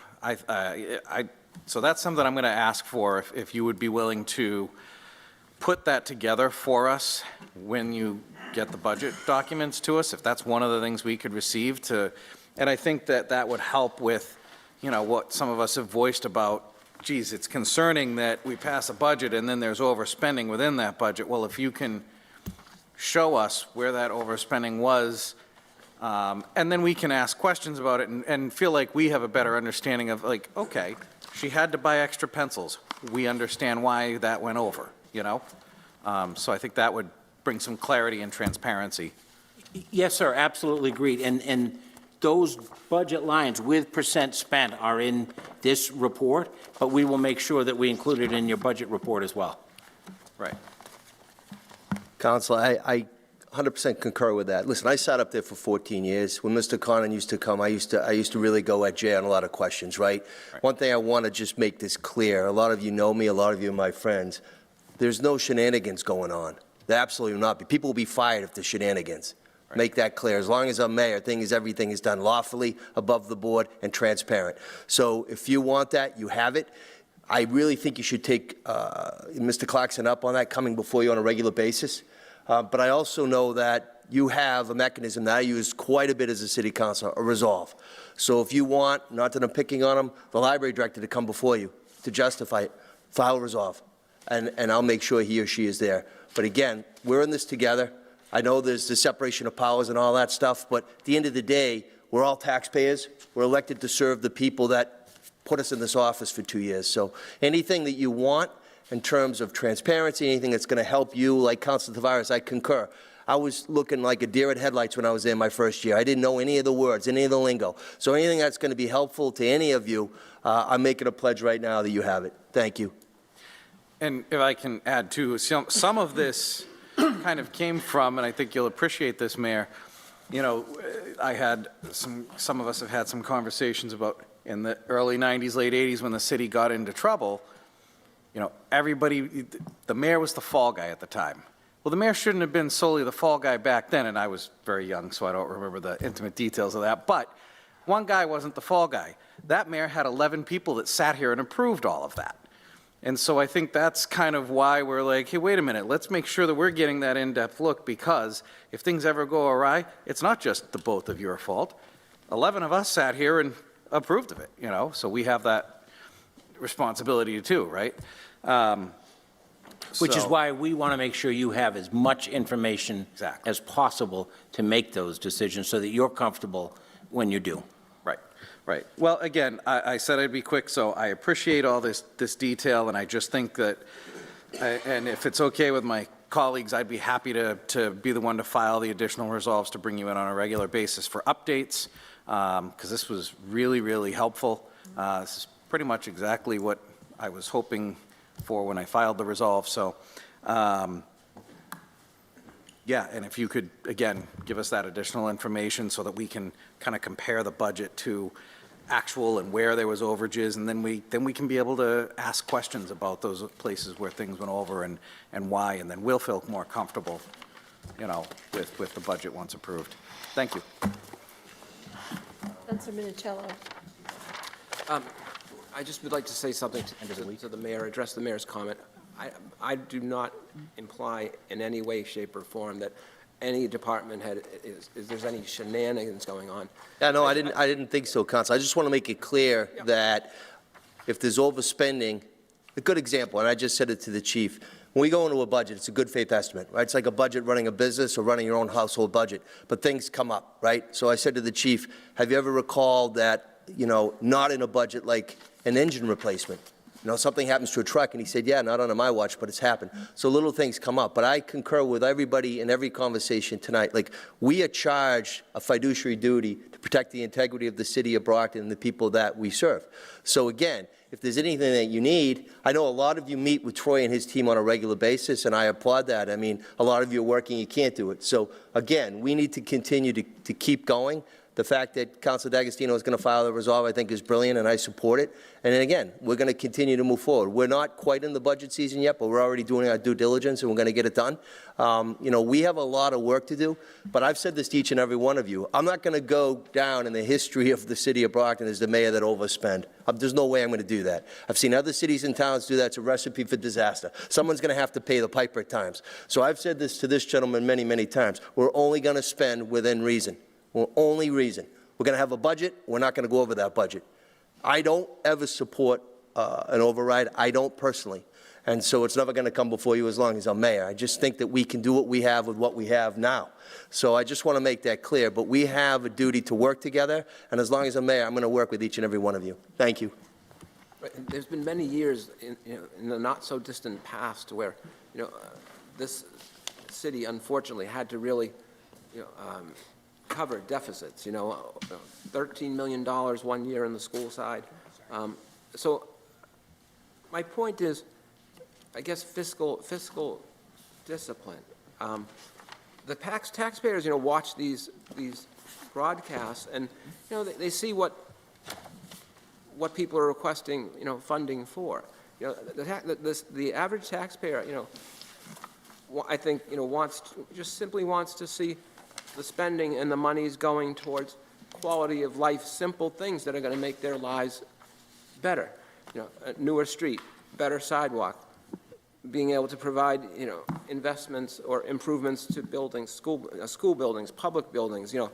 Obviously, there's so many good things going on that the good times, fortunately, have allowed you to invest, Mr. Mayor, in improving some things. The Council on Aging, all these great investments.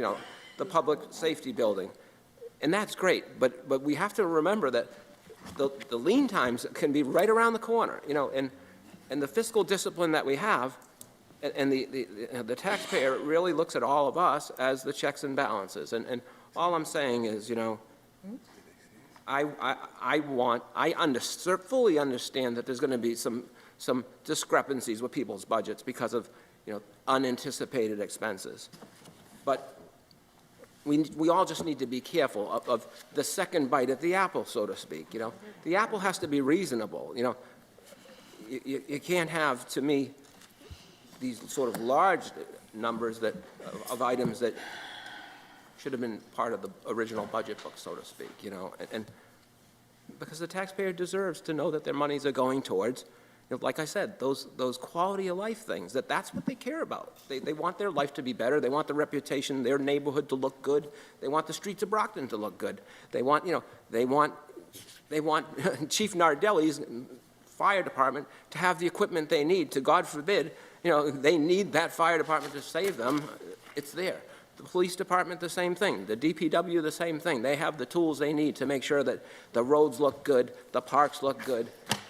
So people do pay attention to this stuff, and I know that we all do as well. And again, this is my first year with regard to the budget, but I just want to make sure that, knowing what we dealt with not too long ago on the school side with budget deficits, how we operate and how we are perceived in the public in terms of the citizens' monies, need to really be weighed into the equation, the perception of how we're handling monies, that's all. Motion to recommend favorably to the full city council. Second. All in favor? All opposed? Thank you. Motion passes. Thank you. Madam Chair, Counselor Lally? I'd like to make the motion that we take items 3 through 8 collectively. Second. Okay, a motion's been made and properly seconded. Is there any discussion, or shall we vote? All in favor? All opposed? Oh, great. The motion passes. Just a point of information, Madam Chair, do you mean only one vote on all? You either approve all of them or none of them? Because if you take them collectively, you're only having one vote. Through the chair, we are taking one vote on items 3 through 8.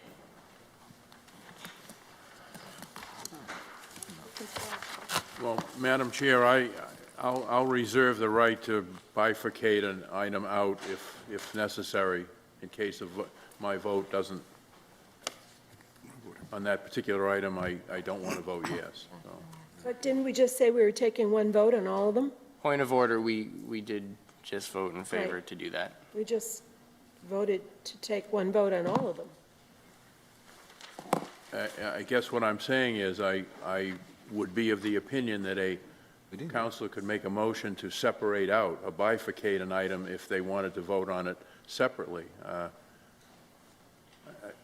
I hope we realize we've just decided we're going to vote on all of them in the same way, and okay, we'll cross that bridge when we get to it. Okay. Do I have a motion? Well, we have It's to read them, been right? made and seconded. Then we'll read each one. All right. Madam Chair? Madam Clerk, sorry, that's me. 3, ordered that the following name sum be and the same is hereby transferred as the name was submitted by the mayor as follows: transfer $90,000 from Human Resources, Employee Benefits, $90,000, to the mayor, Purchase of Services, $80,000, Mayor Goods and Supplies, $10,000. Invited Robert Sullivan, Mayor, Sandy Charton, Director of Human Resources, Troy Clarkson, Chief Financial Officer. Order 4, that the following name sum be and the same is hereby appropriated as the same was submitted by the mayor as follows: appropriation of $815,802 from unappropriated estimate receipts of $802 to DPW Sewer Enterprise Purchase of Services, $802. Invited Patrick Hill, DPW Commissioner, Troy Clarkson, Chief Financial Officer. 5, ordered that the following name sum be, and the same is hereby transferred as the same was submitted by the mayor as follows: transfer $416,389 from DPW Water Desal variable cost, $416,389 to DPW Water Purchase of Services, $416,389. Invited Patrick Hill, DPW Commissioner, Troy Clarkson, Chief Financial Officer. Ordered 6, that the following named sum be, and the same is hereby transferred as the same was submitted by the mayor as follows: transfer $175,000 from DPW Highway Snow Removal, $175,000, to Planning and Economic Development, Purchase of Services, $175,000. Invited Rob May, Director of Planning and Economic Development, Patrick Hill, DPW Commissioner, Troy Clarkson, Chief Financial Officer.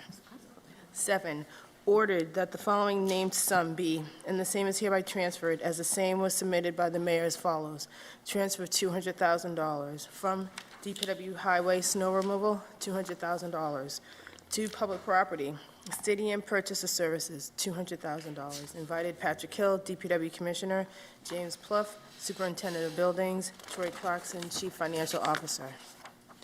8, ordered that the following named sum be, and the same is hereby transferred as the same was submitted by the mayor as follows: transfer of $70,000 from the law court judgments, $50,000, law personal services other than overtime, $20,000, to the law purchase of services, $70,000. Invited Megan Bridges, City Solicitor, Troy Clarkson, Chief Financial Officer. Councilors, I'll entertain a motion to approve them all. No, Madam Chair? Yep. I'm going to move, I voted with the majority. I'm going to move reconsideration on taking these collectively. I don't think it looks right for this council, all of us, to sit here and look like, okay, let's just sweep these through, let's not have any questions, let's just approve them and get them out of the way. Picking up on what Councilman Minicello said, I think our responsibility here is to probe some of these, ask some relevant questions, and show the public that we're here for a reason. So I move reconsideration of that last vote to take them all collectively. Second. On the motion? Okay. On the motion, as the person who made the original motion to take this collectively, I have no intention of, taking these collectively as if to pass everything in a confusing huddle. One of the things that we just did was have a very in-depth discussion about a lot of these things. That was part of why we brought the CFO in front of us. If it was the will of the council to take these collectively, if it's the will of the council to undo that, then I'm okay with that. But I want to just be clear that, the language used to, push this under the rug or anything, I would contest that. Thank you, Madam Chair. Councilor Azak? On the motion, Madam Chair, just point of information, in finance, even though they were read collectively and we may vote on them collectively, we can still ask questions. I believe that, you can still ask questions on the individual orders. Thank you. Just a point of information to my colleague from Ward 7. It puts someone like me in the position of, if I have one that I really question, and I want to vote no, I'd have to vote no on all of them. But that is not going to truly reflect what I think. For example, I think, frankly, most of these are reasonable.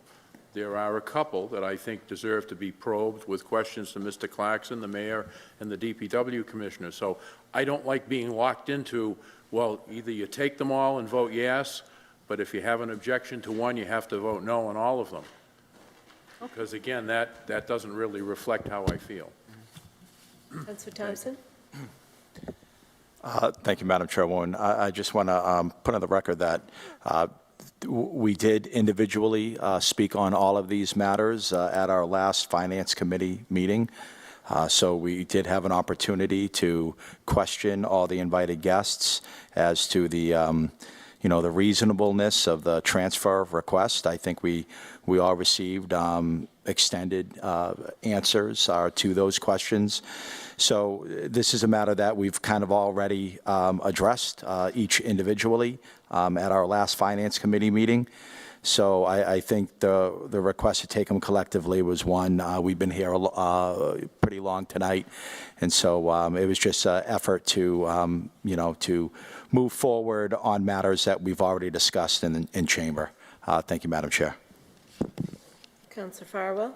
Well, then in response to my good friend, please tell me what the $815,000 requested by DPW will be expended for specifically. If we've already discussed this and everyone knows the facts, maybe I was out to lunch. But if you have that knowledge, then I'd like to know it, because maybe I'll be all right with it. I do not specifically remember what the 815-802 was for. Commissioner Hill is here to answer that question if you do have that, but I don't specifically remember what it was, but I do remember he presented last week on this matter, or 2 weeks ago on the matter, and I believe we found it satisfactory. But if Commissioner Hill wants to come up and answer that question, please do so. Councilors, we have a motion for consideration on the floor, and it has been properly seconded. I understand where all of you are going. Let's have a vote on this. All in favor of reconsideration? All opposed? Okay, so the reconsideration carries. We undo the prior motion. Okay, so we've just read all of the matters. I guess we go back to matter number 3. Thank you. Matter number 3. Ordered that the following named sum be, and the same is hereby transferred as the same was submitted by the mayor as follows. Transfer of $90,000 from Human Resources, Employee Benefits, $90,000 to the mayor, Purchase of Services, $80,000, Mayor, Goods and Supplies, $10,000, Invited Robert Sullivan, Mayor, Sandy Chutton, Director of Human Resources, Troy Clarkson, Chief Financial Officer. Councilors, do we have more questions for our invited guests on this matter? Motion to approve. Second. A motion's been made and properly seconded. All in favor? All opposed? The motion passes. Number 4. Ordered that the following named sum be, and the same is hereby appropriated, as the same was submitted by the mayor as follows: appropriation of $815,802 from unappropriated estimated receipts of $802 to DPW Sewer Enterprise. Purchase of services, $815,802. Invited Patrick Hill, DPW Commissioner, Troy Clarkson, Chief Financial Officer. Motion to recommend favorably. On the motion? Well, it's not seconded? Second.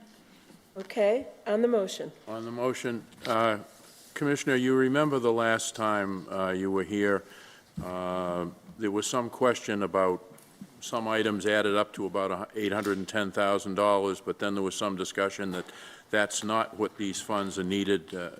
This isn't the purpose for which these funds are needed. So would you break down where we're going to spend $815,000? Absolutely, Councilor. So just to be clear, the list that I had sent you is a list of projects that will be happening in this fiscal year that are not currently covered under any kind of state funding. Some of those projects include the CMOM annual report. That's a collection management operation and maintenance report that gets filed with the state every year through Mass DEP. I've read the whole list, and I Okay. may even have it memorized, but Sure. but the ones that you said did not apply the last time, because they were just anticipated projects. I think that's what Mr. Claxon said.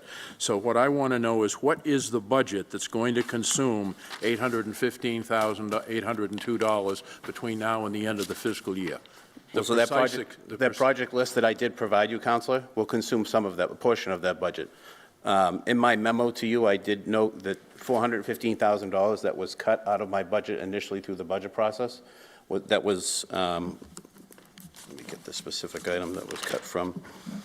Okay, so if, That was put into from the wastewater filtration surcharge line item. There was $485,000 of that. That was cut out of my budget in its entirety. The intent obviously was never to be, or to try to hide that portion. You asked the question as to what that was for. I could not answer that question. The line item was cut. That budget was, the intent of that budget was to complete the total contract for the transportation and disposal of biosolids. that's the wastewater surcharge is for the transportation of the biosolids? Yeah, so of this allocation that I'm asking for restoration on, $420,000, give or take, is going to go to that line item so that we can complete our contractual obligation for the rest of the fiscal year. Okay, so we appropriated, $2 million. So it's more than 2 million? That's correct. All right, and what caused the surcharge of $485,000, which is about? There is no surcharge, Counselor. It's the transportation and disposal of biosolids. That line item has existed for years. When you asked the question during the budget process, I could not answer that question. In years past, it was used to balance the budget for the transportation and disposal item. Okay, so maybe it's me.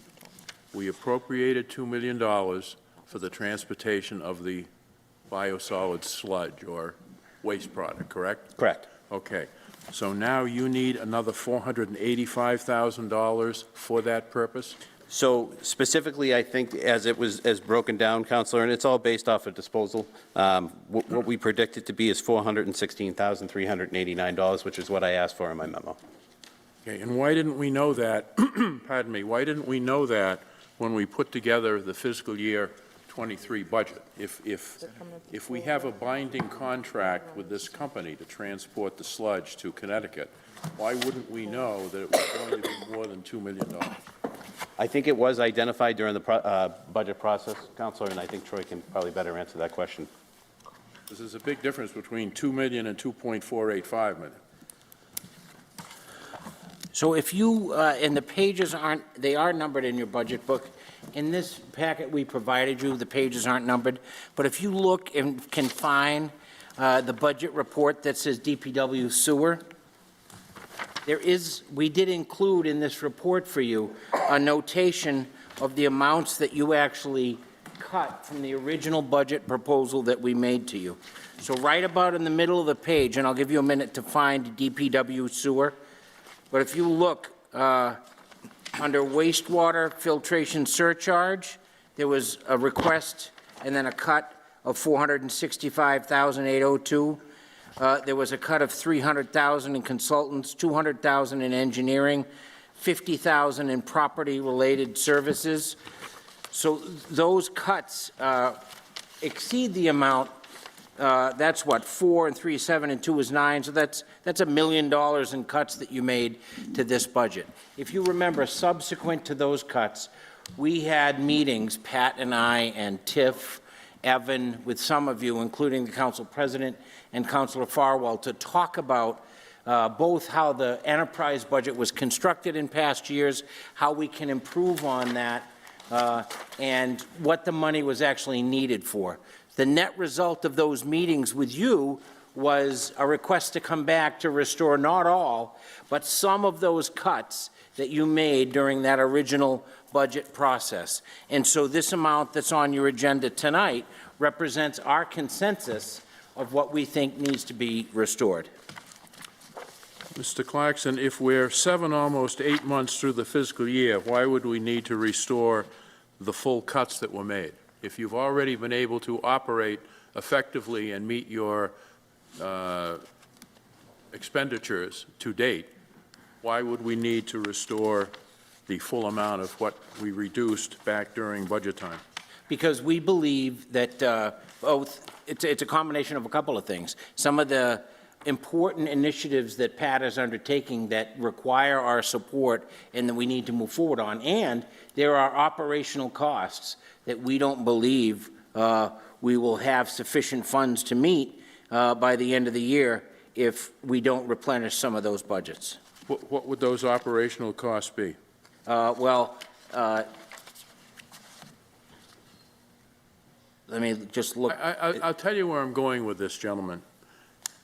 In having been in the mayor's office and then having been here 7 years, going on 8, I know it's tough to estimate what you need to spend for a fiscal year because the economy changes, costs go up, but I somehow, some way, when someone comes before us with an $815,000 request, I just think it ought to be, as you pointed out, there are statutory categories, personal services, ordinary maintenance, and I just don't get why we're into February, almost March, and you need all of that money for the remainder of the fiscal year. It just, if we were in August or September, I'd say, well, the vast majority of the fiscal year is ahead of us. But the vast majority now of the fiscal year is behind us. And I'm just looking to be prudent, that's all. I'm not looking to give the commissioner a hard time, you, Mr. Claxon. Mr. Mayor, if there were projects that he had to do, it seems to me they would have been vetted well before you submitted your budget, and you probably would have supported them, and the funds would have been in there. Why are we coming up with projects now in February that weren't involved in the original capital expenditure budget or in the original budget submitted for our review? And I'm not going to belabor the point. I'm just going to say to my colleagues, I'm not comfortable with this one. On this particular one, I'm not comfortable. I think maybe there should be some additional funds restored, but I'm not quite sure it's a full $815,000. And I'm not going to keep everyone here all night on that, and I would yield back, Madam Chair.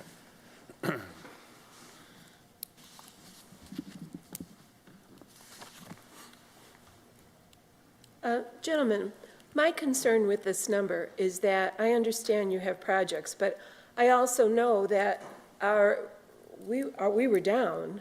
Our sewerage output was down late last summer. I mean, we all drove around one Friday afternoon remarking on the smell in Ward 4 because what was coming into the plant was so much less that the sides of the piping was being exposed to air, and that's where the stench was coming from.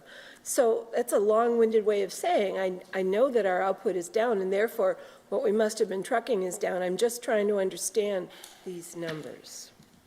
Understood, Councilor. And the flow is not necessarily down. I mean, that was, the lack of flow or limited flow at the sewer plant was based on inflow and infiltration. It was a dry summer, and we were in a drought, so. Right. So you're saying we made up for it? I'm saying that the way that the treatment process works, less doesn't necessarily mean less in the biosolids world, Okay, so. okay. So what do we want to do here? There's a motion made and seconded on the floor, Madam Chair. Thank you. On the motion, On the motion, Madam Chair. Rodriguez. Mr. Hill, if we were to postpone this particular item for a week or two or so, how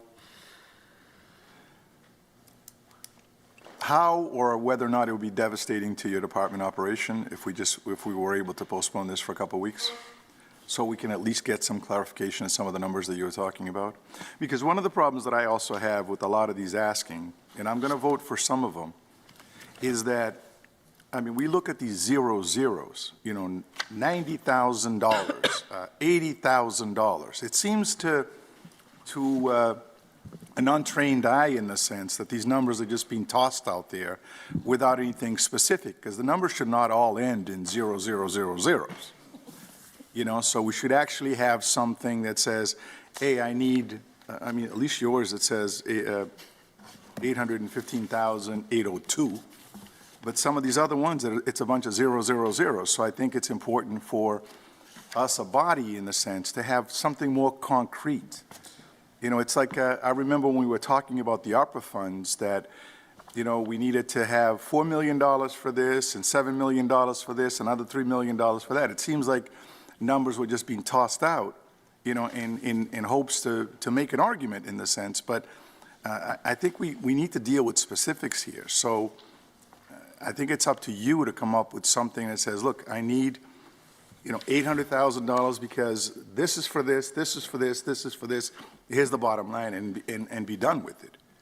Well, that's kind of why I put this list together, Council. I know they're estimates, but they're close. So yes, everything ends in a zero, but these are all estimated costs. Cashman Road I'm sewer saying, is going back to what Council Farwell was saying, you know, that he had some questions that you couldn't answer. So that's what I was hoping that you during would the do. budget hearing, yes, in June. So now you're saying that $815,000 is specific to what you need in order to move forward with this thing? So $415,000, Counselor, is a number that I put in the memo that you guys all received a couple of weeks ago. Mm-hmm. That is almost a guarantee that is going to be where it is. That's an estimated cost for the remaining portion of the contract for the fiscal year for the biosolids removal. Some of these other projects are projects that are all consent order driven, which is why I did put them up here. There's actually a couple more projects that I didn't even put up in this memo that will happen this year. Do I expect to expend every single penny of this entire amount? No, I do not. But I'm happy if you want me to come back in another couple of weeks and have conversations with you offline to answer any questions that you do have. Because I think Council Farwell is not the only one that feels a little uncomfortable with some of these things. And I want to go back to what he was saying in terms of us making sure that we provide you with the tools that you need to do your job. You know, we want to make sure we support you in that particular thing, but we also need to make sure we're certain about the things we're voting for, you know, because when it's all said and done, they're not going to come in and say, Commissioner Hill did this. It's going to be some of us that are sitting up here that are going to be responsible, including the guys sitting downstairs. That's going to come back to the voters and actually have to explain exactly, you know, why we're in the shape that we're in or in the condition that we're in. It was brought up earlier today that, you know, we've got, you know, street work that needs to be done in the city, you know, to get some roads done and some of the other things that we need to do. Whatever funds we can save in certain areas, those are things that we want to look into possibly putting some funds into, you know, to make our city a little bit better, cleaner as we move forward and stuff. So we want to make sure that we provide you with the tools, but at the same time, we want to make sure that, you know, the folks that put us here understand that we're not here just to kind of rubber stamp some stuff and move forward. If I could, Madam Chair, just to answer that question and some of the others. As I mentioned a few minutes ago, when these monies were cut from our original budget proposal, we took some time and did some due diligence and had some meetings with some of the counselors that had some questions. And one of the things that we looked at was that some of the money to pay some of the costs, particularly the sludge removal, were represented in different line items in the budget. And that when you see your budget next year, what we committed to was more properly reflecting where those expenses are in the budget. But let me give you an example of why I believe, and I'm happy to stand with Pat and request that you fund this. It's probably the most important number, and this is one that we discussed in our breakout meetings. If you again go back to look at that DPW sewer report, the lengthy, thick report that we provided you tonight, and you look under the other contracted services line item, the proposed budget was a little over $3.5 million. To date, we've spent 3.394, or 93% of the allocation for the year. That's where we're paying for that sludge removal and disposal. And so, more than likely, much of the money, in addition to the project that Pat has outlined, that money will go to support some of those costs that we have in the sewer budget for that. Mr. Clarkson, one of the things that we do, and I know the mayor sat here, you know, like the rest of us are sitting now, we go through the budget at the budget hearings, and we put forward these cuts that we feel are cuts, or either they're waste in some instances that we feel that way, or they're things that the city can do without. If every single cut that we submit comes back a few months later and says, oh, give me the money that you cut, it almost makes it very little sense for us to spend 4 nights in here going home. I remember once getting home after midnight, you know, to go through the budget, to kind of go through it with the, you know, with the fine-tooth comb, and then come back and say, okay, we're going to make these cuts that are significant cuts, and then it's like, go ahead, cut whatever you want, because I'm going to come back in a few months and ask for those funds anyway. So what's the purpose of doing that? Well, I think what you have Because said was... the way I see it is that if I'm in my business, if somebody says, no, you cannot have the money for X, then I got to figure out how to do Y. You know, not come back and say, well, I'll just come back in a couple more months and I'll get the X again. Because then it basically defeats the purpose of this body to be here to go through we're just going through the motion, basically.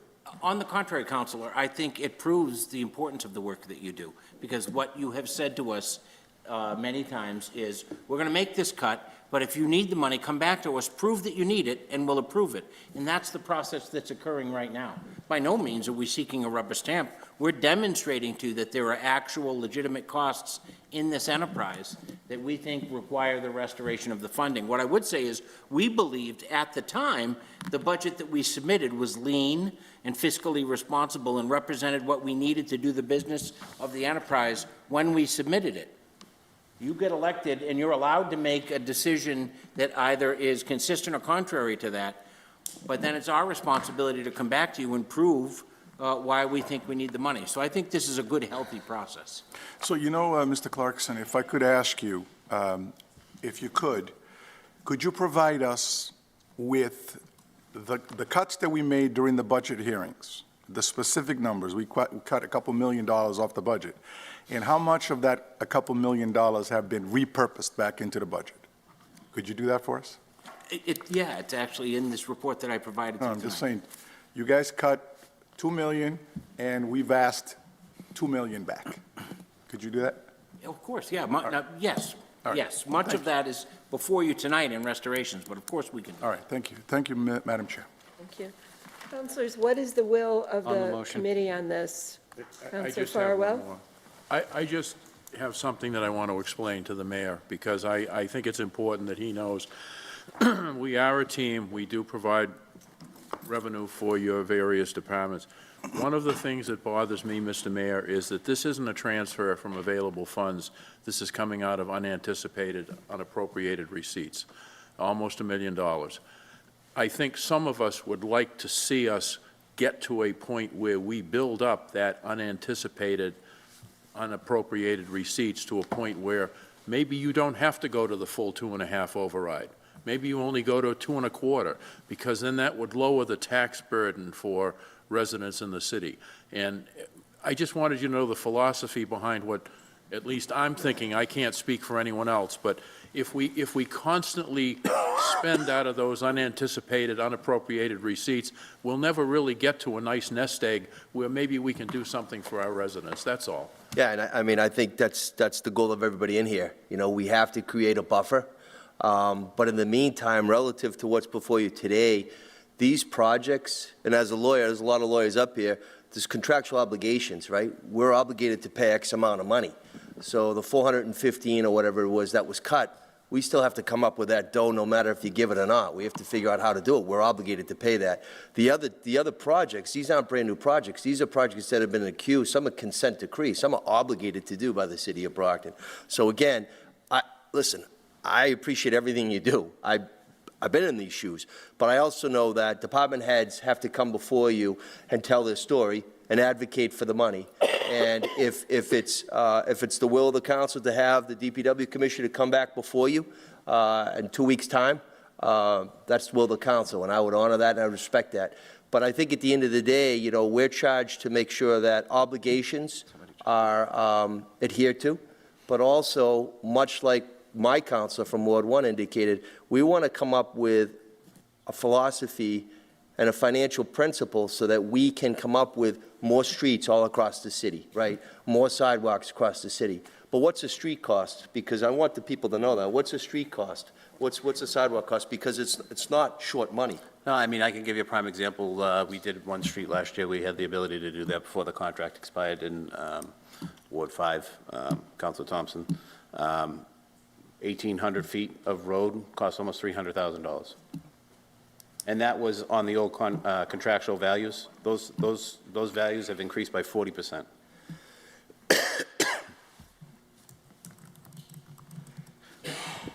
On the motion? Sorry.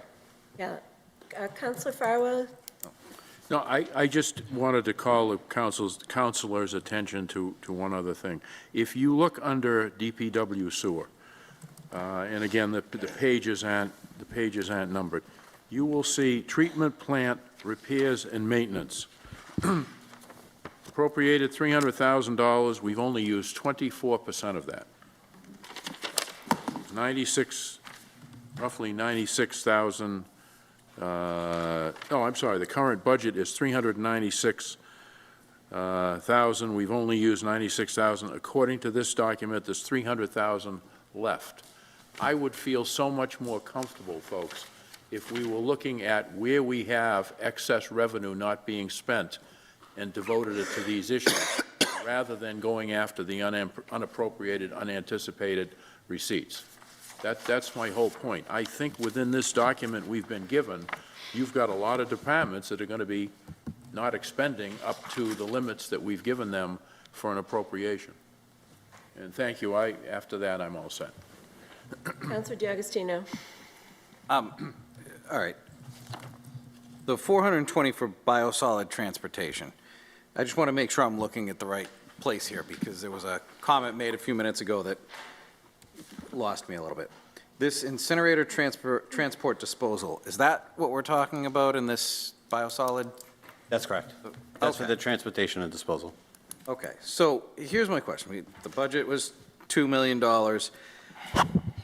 It looks like if we're supposed to be at 63%, we're right on target.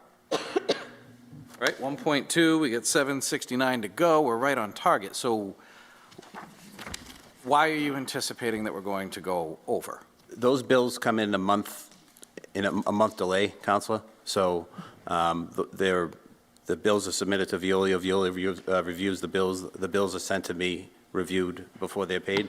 So we have not, we're just finalizing the payments for January now. I don't expect to get into February until, the beginning of March. So we are over. So there's a lag here that we're not seeing because it just hasn't gone through the approval process yet to appear in this document. Correct. Okay. All right. That is helpful. And then I don't know if it was you or the CFO that referenced this other, or maybe it was Councilor Farwell, referenced this other contract services item, and we're at 93%. How is that related to this discussion. Are there items in here that are part of the 815 or no? Other contract services is the item that we pay the Veolia for to run the plants. Okay, all right. Okay, I'm good, thank you. Counselor Minicello, followed by Counselor Thompson. On the motion, it would either be an up or down vote with regard to the 815. There's no way to amend. Right, there's no way to amend and say, well, we see the justification of $415,000 yet. So that would have to be a new request, I guess, correct? I think you can do that. You can amend. A point of information, we cannot amend these orders. You can't amend? We cannot. We can accept or reject the request made by the mayor and the department head. Okay. I stand corrected. Well, I'm learning. Counselor Thompson. Thank you, Madam Chair. I think there may be a little confusion. This is the sewer enterprise fund, correct? That's correct. All right, so enterprise funds operate differently. So any cuts we made at budget time to this fund, those cuts remain in the fund, right? They don't go outside the fund. They stay within the fund. That's correct. So these unappropriated estimated receipts are not general fund unappropriated estimated receipts.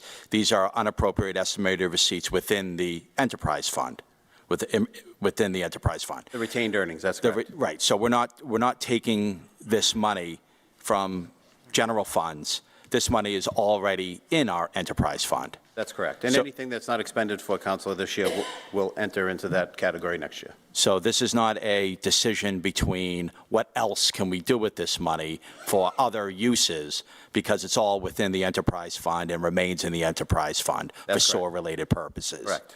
Okay, so I just want to make sure that's clear, that we're not robbing Peter to pay Paul here. All this money is within the fund. Yes. Okay. I think it was important to clarify that. Thank you. Thank you. Counselor Lally. On the motion? Yes. Thank you, Madam Chair. I want to sort of continue with Councilor Thompson's line of questioning. I think it was a well-put question. We know what $415,000 this is going to. And we have a memo that indicates what the rest of it is going to. But for the folks at home and for anyone who may not remember the memo, there are other projects, right, Commissioner? That's correct, Councilor. Would you just hit us with a couple of those? Sure. The CMAR manual of reporting, it's a report that's done and submitted to DEP based on the collections, management, and operation of the collection system. The residual landfill sampling, that's a consent order-driven thing. There's a landfill that exists at the AWRF that we have to sample twice a year. The Cashman Road sewer design, that project was unanticipated this year. We did put it in to the SRF program, and it did make the IUP draft list, which generally means it will make the final list. The final list has not been announced yet. We know those costs are going to be at least $150,000. That's the cost we put in front of you for that. And the NIPD's permit assistance. So that's, the NIPD's permit is basically the permit that allows us to discharge the effluent water from the sewer plant into the Salisbury River. Other projects that are not on this list would be the 2023 sewer lining project. There will be a substantial amount of money that's going to be going to it, designing that project as well. That project also made the SRF list. You know your stuff, Commissioner. So, yes or no, this is not $415,000 with an additional $400,802 buffer. That's correct. Thank you, Mr. Commissioner. Thank you, Madam Chair. Councilors, what is your will? I've got a motion with a second on to. Correct. There's currently a motion on the floor to That's right. recommend favorably. That's right. Any other comments? Are we ready to vote? Let's vote. Great. All in favor? All opposed? 2. Okay. Thank you. It passes. Thank you, councilors.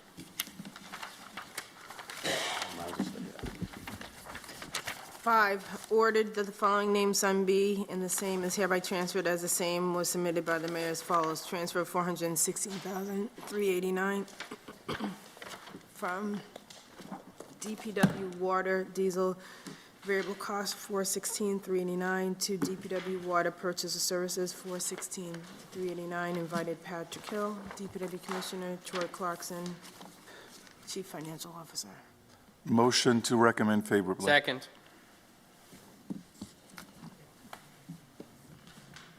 Oh, I'm happy to make a presentation. I figured if people have questions, but I did write a memo on this one as well. There were significant items that were cut from my last, this fiscal year budget. Some of those funds are everyday used, and I'm asking for restoration of those. We do have a significant number of consulting and engineering projects, which I did provide to you. I'm happy to answer any questions on those. Okay, well, we have a motion that's been made and properly seconded. All in favor? All opposed? And it passes. Thank you. 6, ordered that the following named sum and be the same as hereby transferred as the same was submitted to the mayor as follows. Transfer $175,000 from DPW Highway Snow Removal, $175,000, to Planning and Economic Development, Purchase of Services, $175,000. Invited Rob May, Director of Planning and Economic Development, Patrick Hill, DPW Commissioner, Troy Clarkson, Chief Financial Officer. Councilors?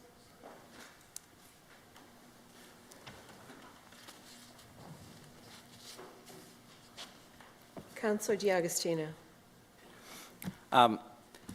My question's actually for the CFO and the mayor.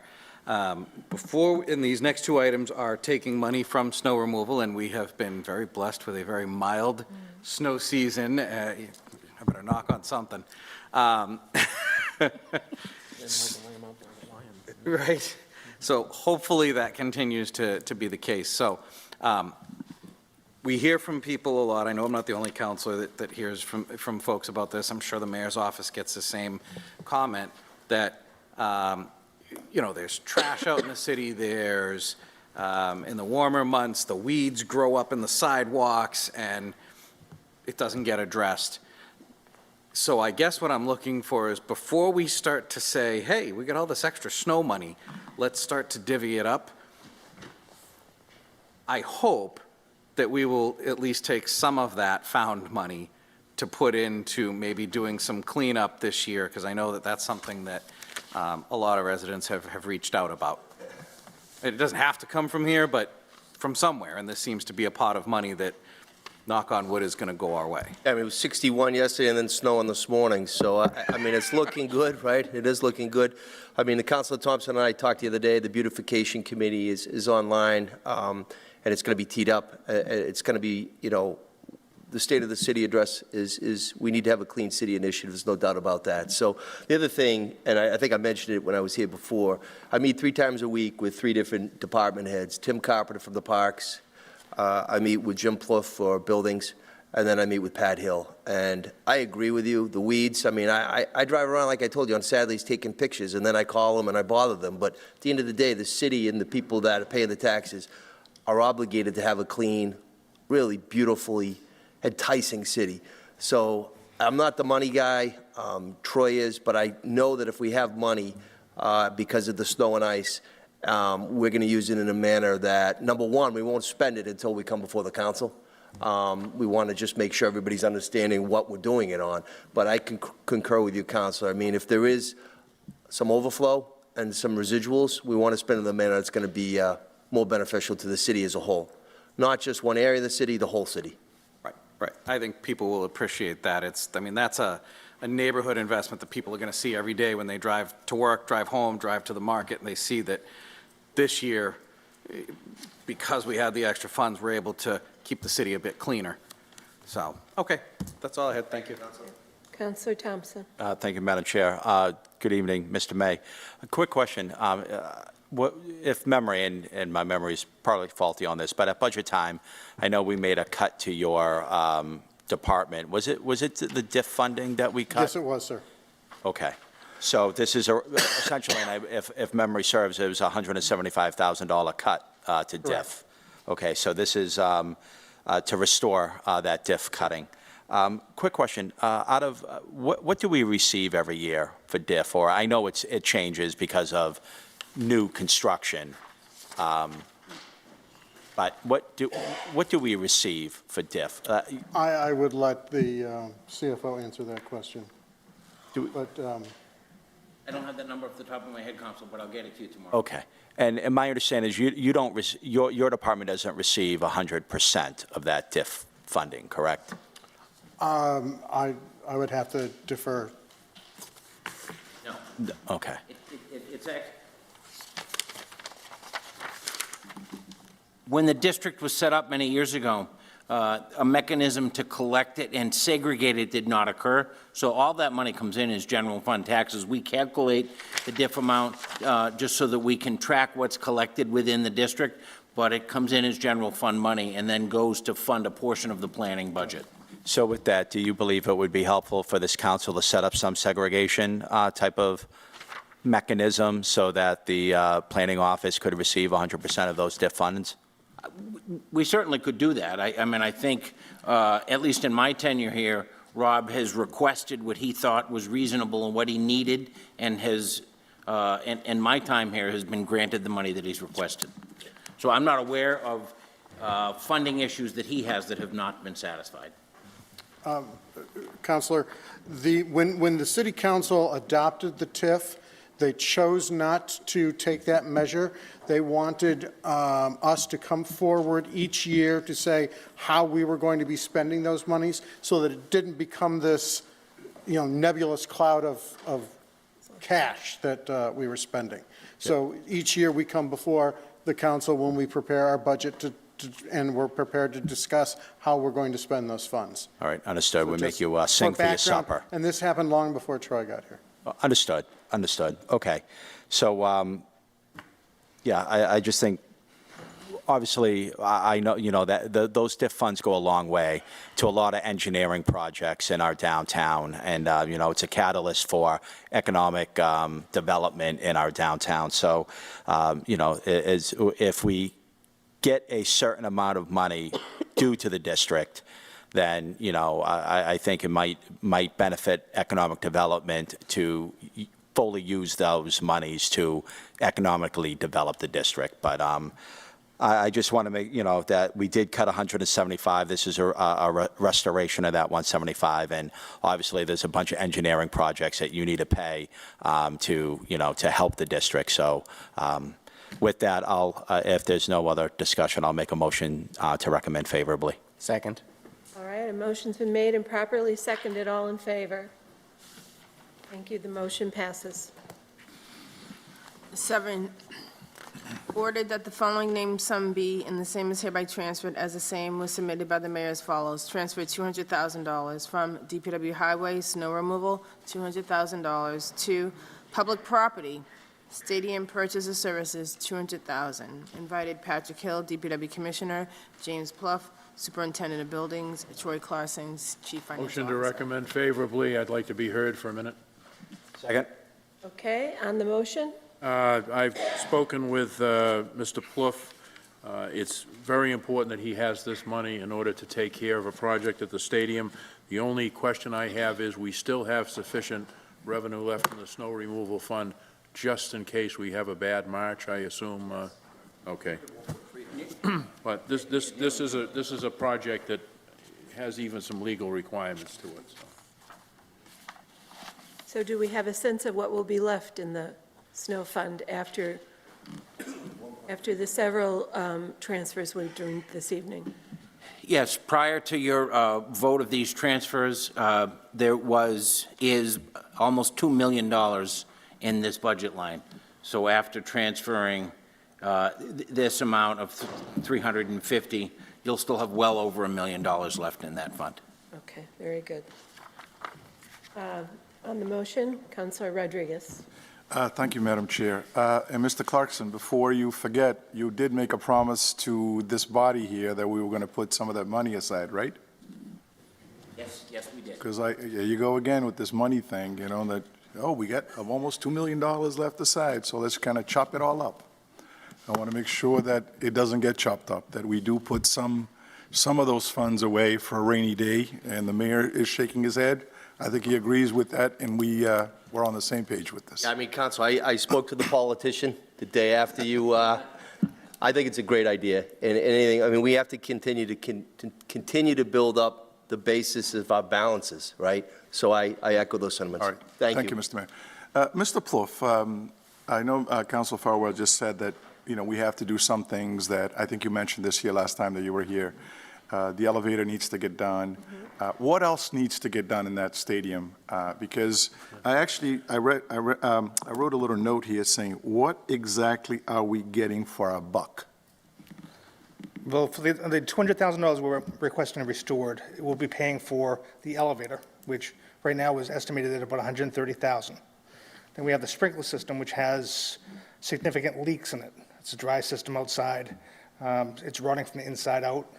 So we have to have that replacement done for a good amount of the pipe inside the stadium. So that's in excess of $100,000.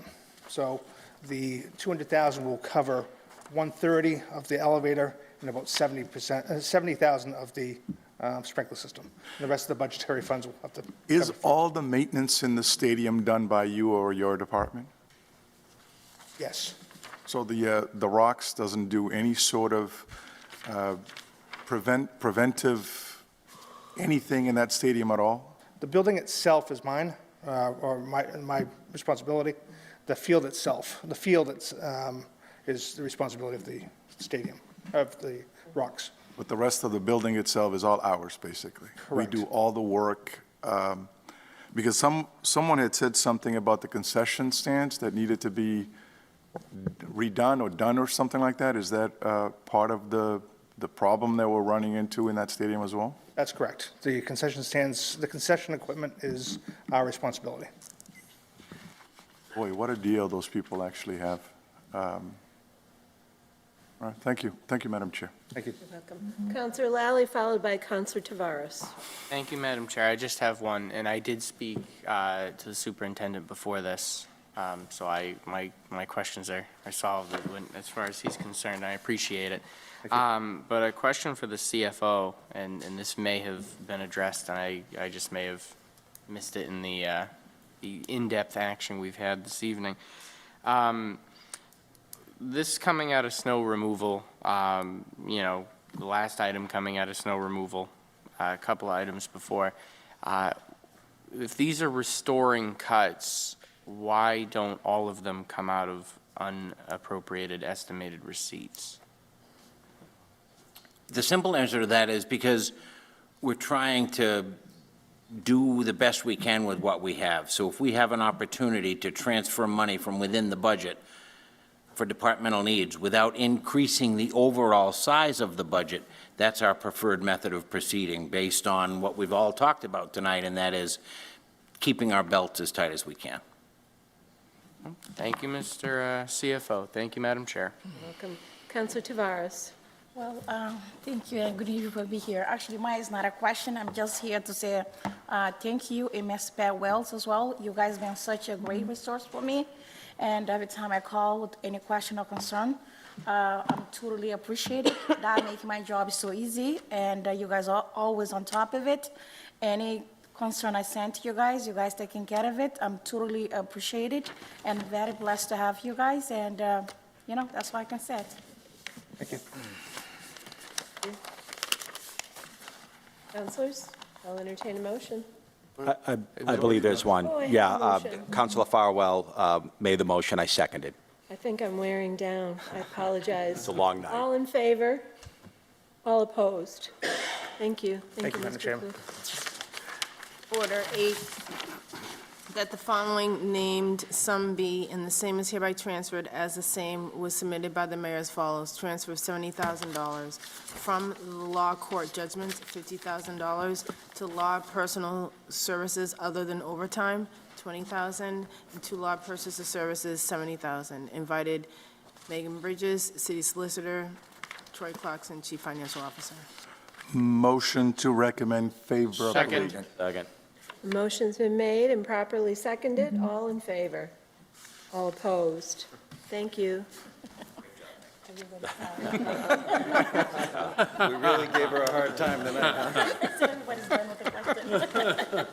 And ordered that the City Council authorizes the acceptance and expenditure of the total grant funds in the amount of $2,877 from the Commonwealth of Mass Department Executive Office of Public Safety FY23 Senior Safe Grant to the Mayor's Office FY23 Senior Safe Grant Fund. The Fire Department intends to use these grant funds for their fire safety education program. This is a non-matching grant with no cost to the city. Invited, Robert Sullivan, Mayor, Brian Nardelli, Fire Chief, Troy Clarkson, Chief Financial Officer. Good evening, Motion to Chief recommend Nardelli. favorably. Second. Good evening, Come on, let him at least, he got up, let him say something. He's been in here all night, let him go. Councilors, he's been so busy in the last 2 weeks, I want to give him a break. so. That's the reason why we should give him at least a second to say something. I think, I will real quick, if I could say something, especially with the Senior Safe Grant, just so you know, and it's a point of pride, I think, for the Brockton Fire Department, the Senior Safe was actually started on the recommendation of a former lieutenant that was a safe officer in the training division for the Brockton Fire Department that put that forward years ago. So this is, a lot of the Senior Safe initiative was actually started right here in the city of Brockton, which is, I think, a nice thing. I remind the state fire marshal that on a regular basis when he's handing out funds. Now, you see that? We just all got informed with something new that we didn't know. Glad I could help. Motion's been made and properly seconded. All in favor? All opposed? The motion passes. Thank you.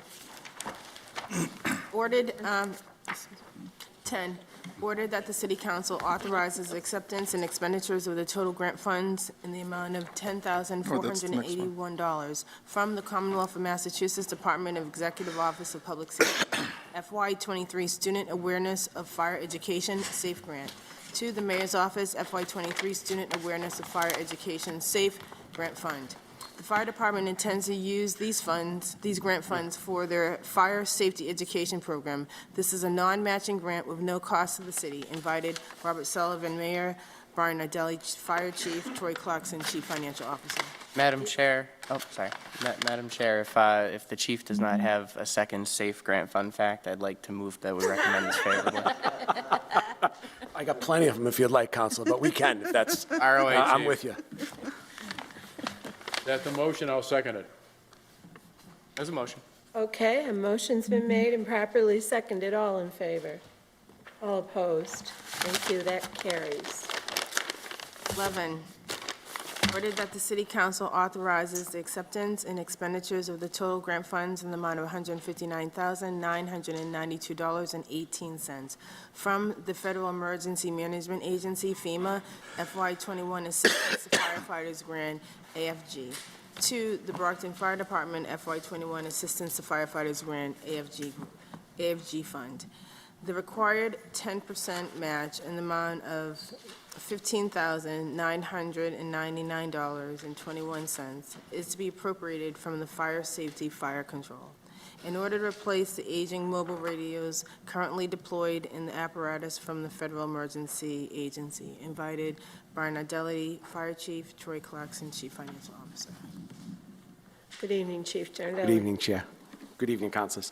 So this is an Assistance to Firefighter Grant, one that we've been very successful, thanks to Deputy Chief Albanese, who does an incredible job at writing these grants and collecting data for us to be able to be successful. This is a matching grant, 10%, just shy of $16,000. What will this provide? Well, it will provide 27 new VHF and 27 new UHF radios. Each piece of apparatus carries 2 different types of radios with different bandwidth, so we can talk to different communities. This will allow us to replace a lot of those aging ones. One of the things over the years, and the FCC has talked about it again, is what they call narrow banding. There aren't enough frequencies out there for people to use, so but I would say now approximately close to 8 years ago now, they narrow banded, so they take part of your band and they give it to someone else. The FCC, through their mandate, what they do, they can do that. There's been talk of that in the past. The current radios that we have would not be able to be successful, so we're trying to get ahead of the curve here in case they do put that mandate on us again. This is, again, the AFG grants have been phenomenal for us. They've gotten us fire apparatus. They've gotten us a number of things over the years. But this is a useful grant. We do have the funds set aside for that, just shy of that 10%, or that 10%, just shy of $16,000. Motion to recommend favorably. Second. Okay, a motion has been made and properly seconded. All in favor? All opposed? Thank you, Chief. Madam Clerk?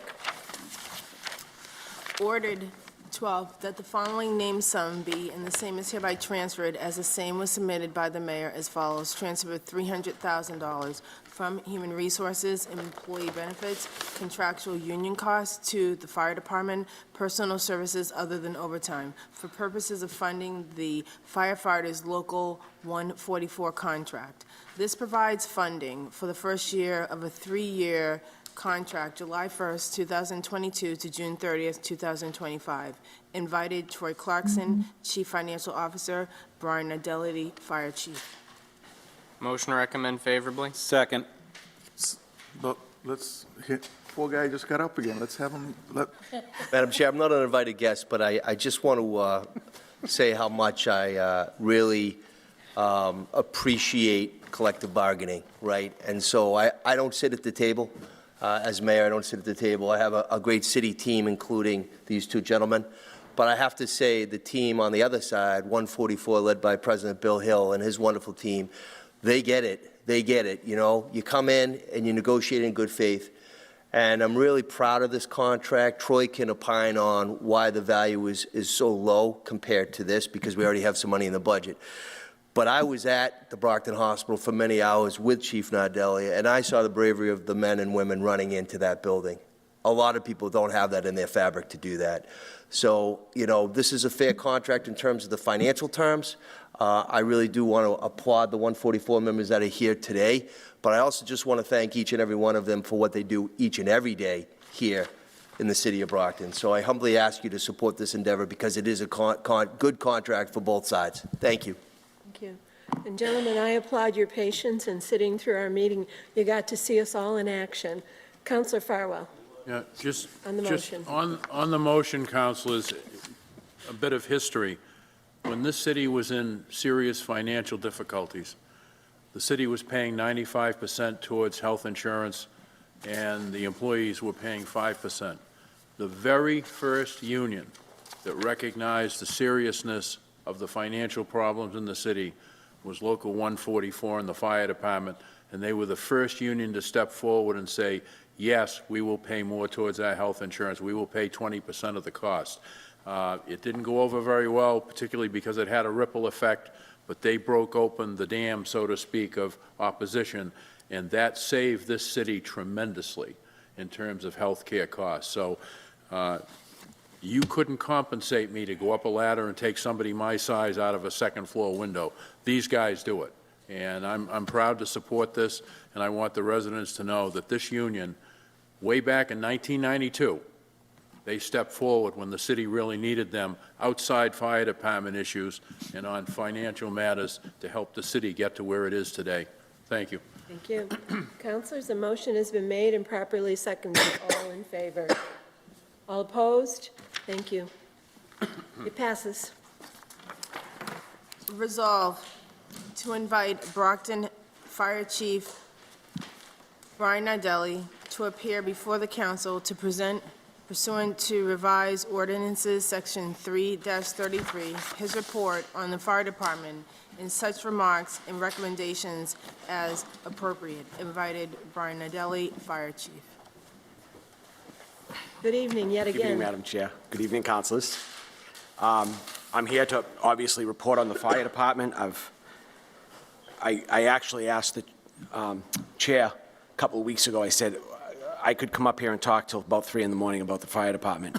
And that was when I thought I might be up here around 8 o'clock at night. So you really don't want to be eating cornflakes with me in the morning. So I think I'll try to be as brief as possible, and I'd obviously welcome any questions that you have. I can honestly state here in front of you today that the state of the Brockton Fire Department is strong, and it's because of the people like this that are here tonight. The men and women of the Brockton Fire Department make my job easy. They're the engine that makes it work. I just have to steer it in the direction we're going to go. And I can say that with honesty that I've never served with greater people. I think that the day I came here, when I was going to be promoted to chief, I told you that the strength of the chief is brought on by the membership that stands with him every day, and I can't attest to that more than I can tonight. Just a few things in statistics-wise. Some things we can talk about, the number of incidents this year, and I don't want to bore you with statistics, so I'll just brush through some briefly and look at what we want to do in the future. Statistics-wise, 30,000 runs, just over 30,000 runs last year. We're up over 35,000 runs this year. So I think, to Councilor D'Agostino's point, we talked when you were sitting over here before when we got in and we were discussing this, the number is going up all the time. In speaking of that, we're up over 7,011 calls, which mean it's some sort of fire, which those numbers are up significantly over years past. I think one of the biggest things that we look at is then we get into the idea of how many alarms, and not to get into the weeds of what alarms are and how many pieces of apparatus, but all in all, we had in the year prior, with those 111 calls, they stayed at the original assignment. Over 62 of those went to working fires. 11 of them went to second alarms, and 9 of them went to third alarms. So this is and always will be a staffing labor endeavor. We can, and I know I came before you and asked for fire trucks, so I don't want to talk down to that, but we can have all the fire trucks in the world with all the technology, but without the people to staff them and be able to do their jobs and fight those fires and go into those buildings and make rescues like they did last week and be able to evacuate people out of hospitals like they did last week, that's not possible. So those are some important things just to talk about. A couple of things that happened in the last year. We took delivery of the heavy rescue that we received on an AFG grant, that one of the things you just voted on earlier for the mobile radios. We also accepted a SAFER grant that was approved to be written for, again, to Deputy Chief Albanese and his success of writing that through FEMA, brought by the mayor, accepted by you and ratified by you that we could start. We're starting that hiring process. We have 16 candidates that have received conditional offers of employment, and we'll be, hopefully, I'll have him before council to you folks March 13th, if everything goes according to plan, because the funding begins March 15th, and we'd like to have them starting drill school by then. In the past year and a half since I've been chief, we've actually hired a total of 40 new firefighters. Well, by the beginning of July, that'll be the case with these SAFER positions. 40 of those, 7 of which were new positions, the rest through attrition. So in total, we've hired a number of firefighters. We have had a number of firefighters retiring. Just when I think we're going to slow down with retirements, it actually continues to happen. Firefighters get injured at fires, a number of different things go on, and they go out through disability retirements and things of that nature, including, obviously, we had the deaths of 2 of our members last year. So, moving on here. Projected modeling was something we started last year.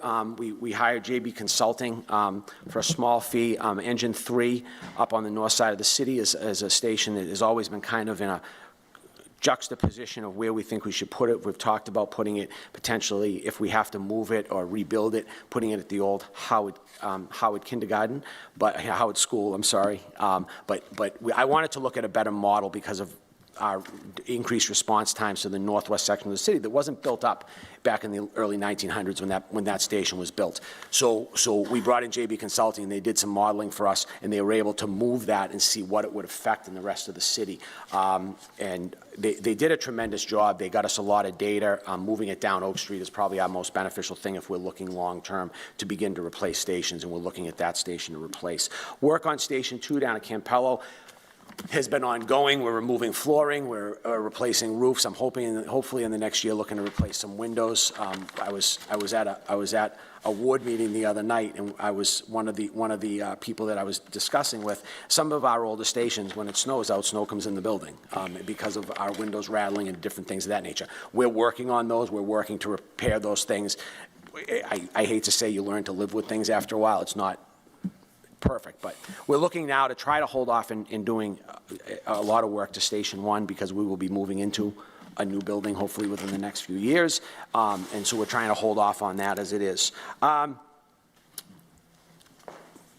Last year, just to give you an effect of, I know I came before you last year in the budget and asked you for $150,000 to add to the safety and security account because we really had no means to buy signal equipment and buy boxes on the street, these signal boxes on the street to be able to change the lights.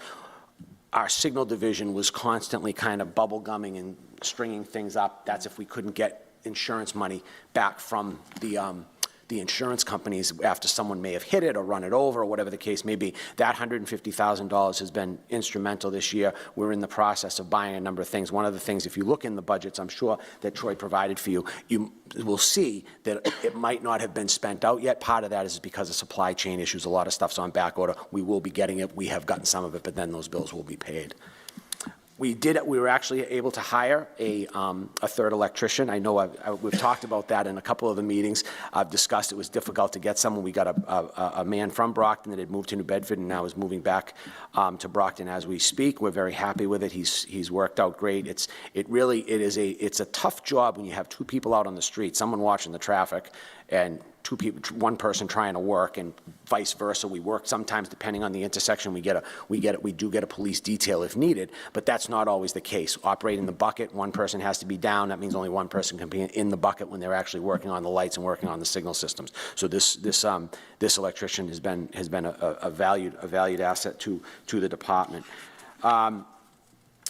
Lithium-ion project. I know I came before you guys back to accept the DFS safety and equipment grant. That lithium-ion project is working. We're moving forward. The actual first trainings we're going to be beginning that we sent members to get the training for the trainer. They're coming back. That first training starts this coming Monday, the 27th.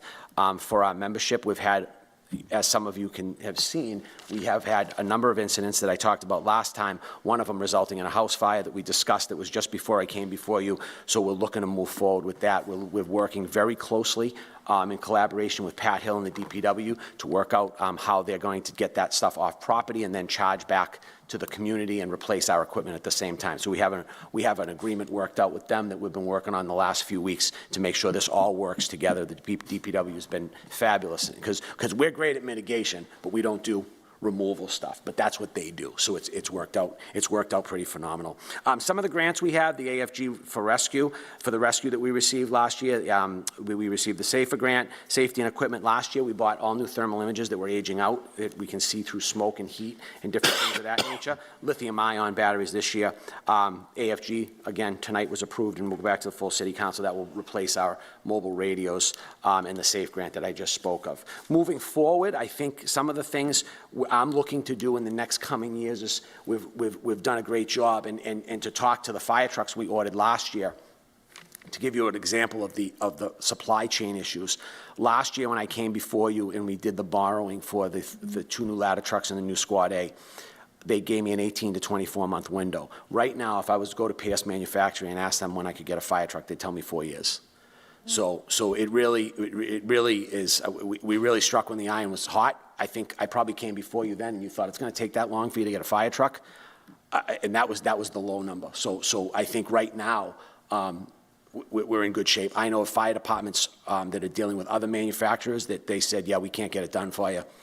Take us to court. So we're working with a good vendor. We're working with a good manufacturer that are reputable. When you purchase the apparatus, they buy your steel then. So think about, they've gone back to people with valid contracts, and in the legalese, I don't know how it works, but they've asked for more money. Some of these manufacturers, what Pierce Manufacturing has done is they buy the steel, put it aside, and then once they get around to building the trucks, you're locked in at that price, which is instrumental, because that could be a nightmare if I had to come back before you and say, by the way, I need another $600,000. I don't think that would go over too well.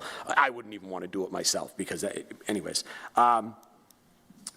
Moving forward, speaking of those vehicles, I have a lot of ancillary vehicles that work with the fire prevention and training staff. I've been buying stuff with money in my operating budget to be able to buy some vehicles and repair vehicles that we've had. I think coming in the next coming years, I think we're going to look to try to replace more of those through a capital expense I've been working with Troy on. Again, repairing the old stations, begin to replace the rescue task force equipment. So we were one of the leading agencies in the Commonwealth to start to do actually rescue task force work in regards to active shooter incidents, whether they be in schools, malls, whatever they may be. Unfortunately, this is the wave moving forward, and we have to continue in this mindset. that stuff ages out, though. So I think capital-wise, in the next few years, we're going to have to start replacing the stuff we've already purchased. It's like the turnout gear we wear. It's only good for 10 years and it goes away. This equipment that we wear, ballistic vests, ballistic helmets, is only good for 5 years. So we have to look to start to replace that as well as that equipment ages out. Again, I talked briefly about the potential replacement of Station 3. And I know, we're working on the public safety building now, but some of these stations, they're not getting any younger, and the repairs we're putting on them. For an example, we have new drying systems to dry the gear. A couple of the stations, we're in the process of we have to work with National Grid to get new upgrades of electrical services into the stations that aren't even compatible. So we're trying to work out a number of those things right now because the stations are so old. So that's where we stand. Like I said, the department is strong, and it's strong because of the membership. And I think if you look back over the last few weeks, you will see that, whether we're fighting fires here in the city of Brockton or we're going mutual aid. And I'll just share a quick story with you. I went to a fire in Stoughton over the weekend as we sent someone over mutual aid. And there was some confusion. There was this, there was that. And we sent 2 pieces of apparatus there. And I didn't even know they had arrived yet. I was working with the deputy chief that was in charge over there, and I said to him, let me take care of your water supply for you. There were a couple of other towns kind of messing around with stuff, and I was trying to get them to understand what we need to accomplish. And when you see that person come running and the galloping and the horse, the white knight around the corner, that was ladder 1 and engine 3 with exactly the equipment we needed to get the job done. And they just knew by my voice on the radio what I needed and how I needed to get it done. And it's just impressive to see. So I think, again, go to the last few weeks here in the city of Brockton, or where we have responded out of the town, out of the city of Brockton to perform mutual aid and work with other communities. I think you would be very proud. I said it a year and a half ago, and I'll leave you with this. I'll say it now, that I have the best seats in the greatest show on earth when it comes to the Brockton Fire Department. Any questions? Councilors? Councilor D'Agostino? You okay? I'm not sure. I tried to be fast. Very well. You did very well. Okay. Councilor D'Agostino? Okay. I'll be quick because I know it's late. I was just curious. Well, first of all, I want to commend you and the department for the great job you've done. We've obviously, as everybody knows, had several incidents, and especially the incident at Brockton Hospital recently. You guys did an amazing job. I was curious when you were talking about different pieces of equipment, and I'm probably not going to use the right word. So when shortly after I was elected, you and I had coffee, and one of the things we talked about was the gear that they wear, to a fire. And you were trying to be able to update that. There was a new material, but there was some supply chain issues. Mm-hmm. I was just curious if you had been able to obtain the new gear. We have. So we did have some supply chain issues with one vendor. We've moved back to a vendor we were using before and had much more success. Awesome. So it is going well. You guys, I think everyone hears of the issues with PFAS in the gear and PFAS and everything. I saw a story that Nantucket was completely PFAS-free. They can say, hate to say this, but they can say that all they want. There is no third party that tested that equipment. It's kind of what they've said. So we want to move once, obviously, we'll transition to get PFAS. There should never be a place where firefighters get exposed to so many toxic chemicals and toxic fumes as it is. Right. That our protective gear shouldn't also be making us sick. Right now, we're doing what we can with what we have. I'm sure once we get something that is third-party registered as PFAS-free, I'll be back before you to look for a capital expenditure to replace our current turnout gear to make sure we can keep our people safe. Good. No, and you're right. You're exposed to enough just being with what you do for work. You shouldn't have the gear that's supposed to keep you safe expose you to further chemicals. So, all right. Well, I appreciate the update, and if that opportunity comes up for you, we will let you know. All right. And one thing to the Brockton Hospital real quick, and I didn't want to make this about these huge successes we've just had, because the people performed incredibly. during this incident. But I think the one takeaway for the entire incident that I think is important for all of you to understand is, 1994, I was involved in the evacuation of the old Cardinal Cushing Hospital that's now Good Samaritan Medical Center. When I was involved in that, I was a paramedic. Before I got on the fire department, and it went as smooth could go. I have to tell you, and I know the mayor has talked about it quite a bit too, the most incredible thing about the Brockton Hospital is we actually evacuated 172 patients without one hair being harmed on anyone's head. And that, to me, was the most miraculous part. We had briefings throughout the day with the hospital staff, with the other chief officers that came in to give me a hand, with our deputies, and every time we had a briefing, I said, any injuries, and that was pretty amazing. So handle with care was taken seriously. Excellent. That all, Counselor? That is all. Any other counselor? Motion to recommend favorably to the entire city council. Second. Motion's been properly made and seconded to recommend favorably to the full city council. All in favor? All opposed? The motion passes. Thank you, Chief. Thank you. Thank you to the leadership of Local 144 for staying with us. Are there any moments of personal privilege? Seeing none, we are adjourned.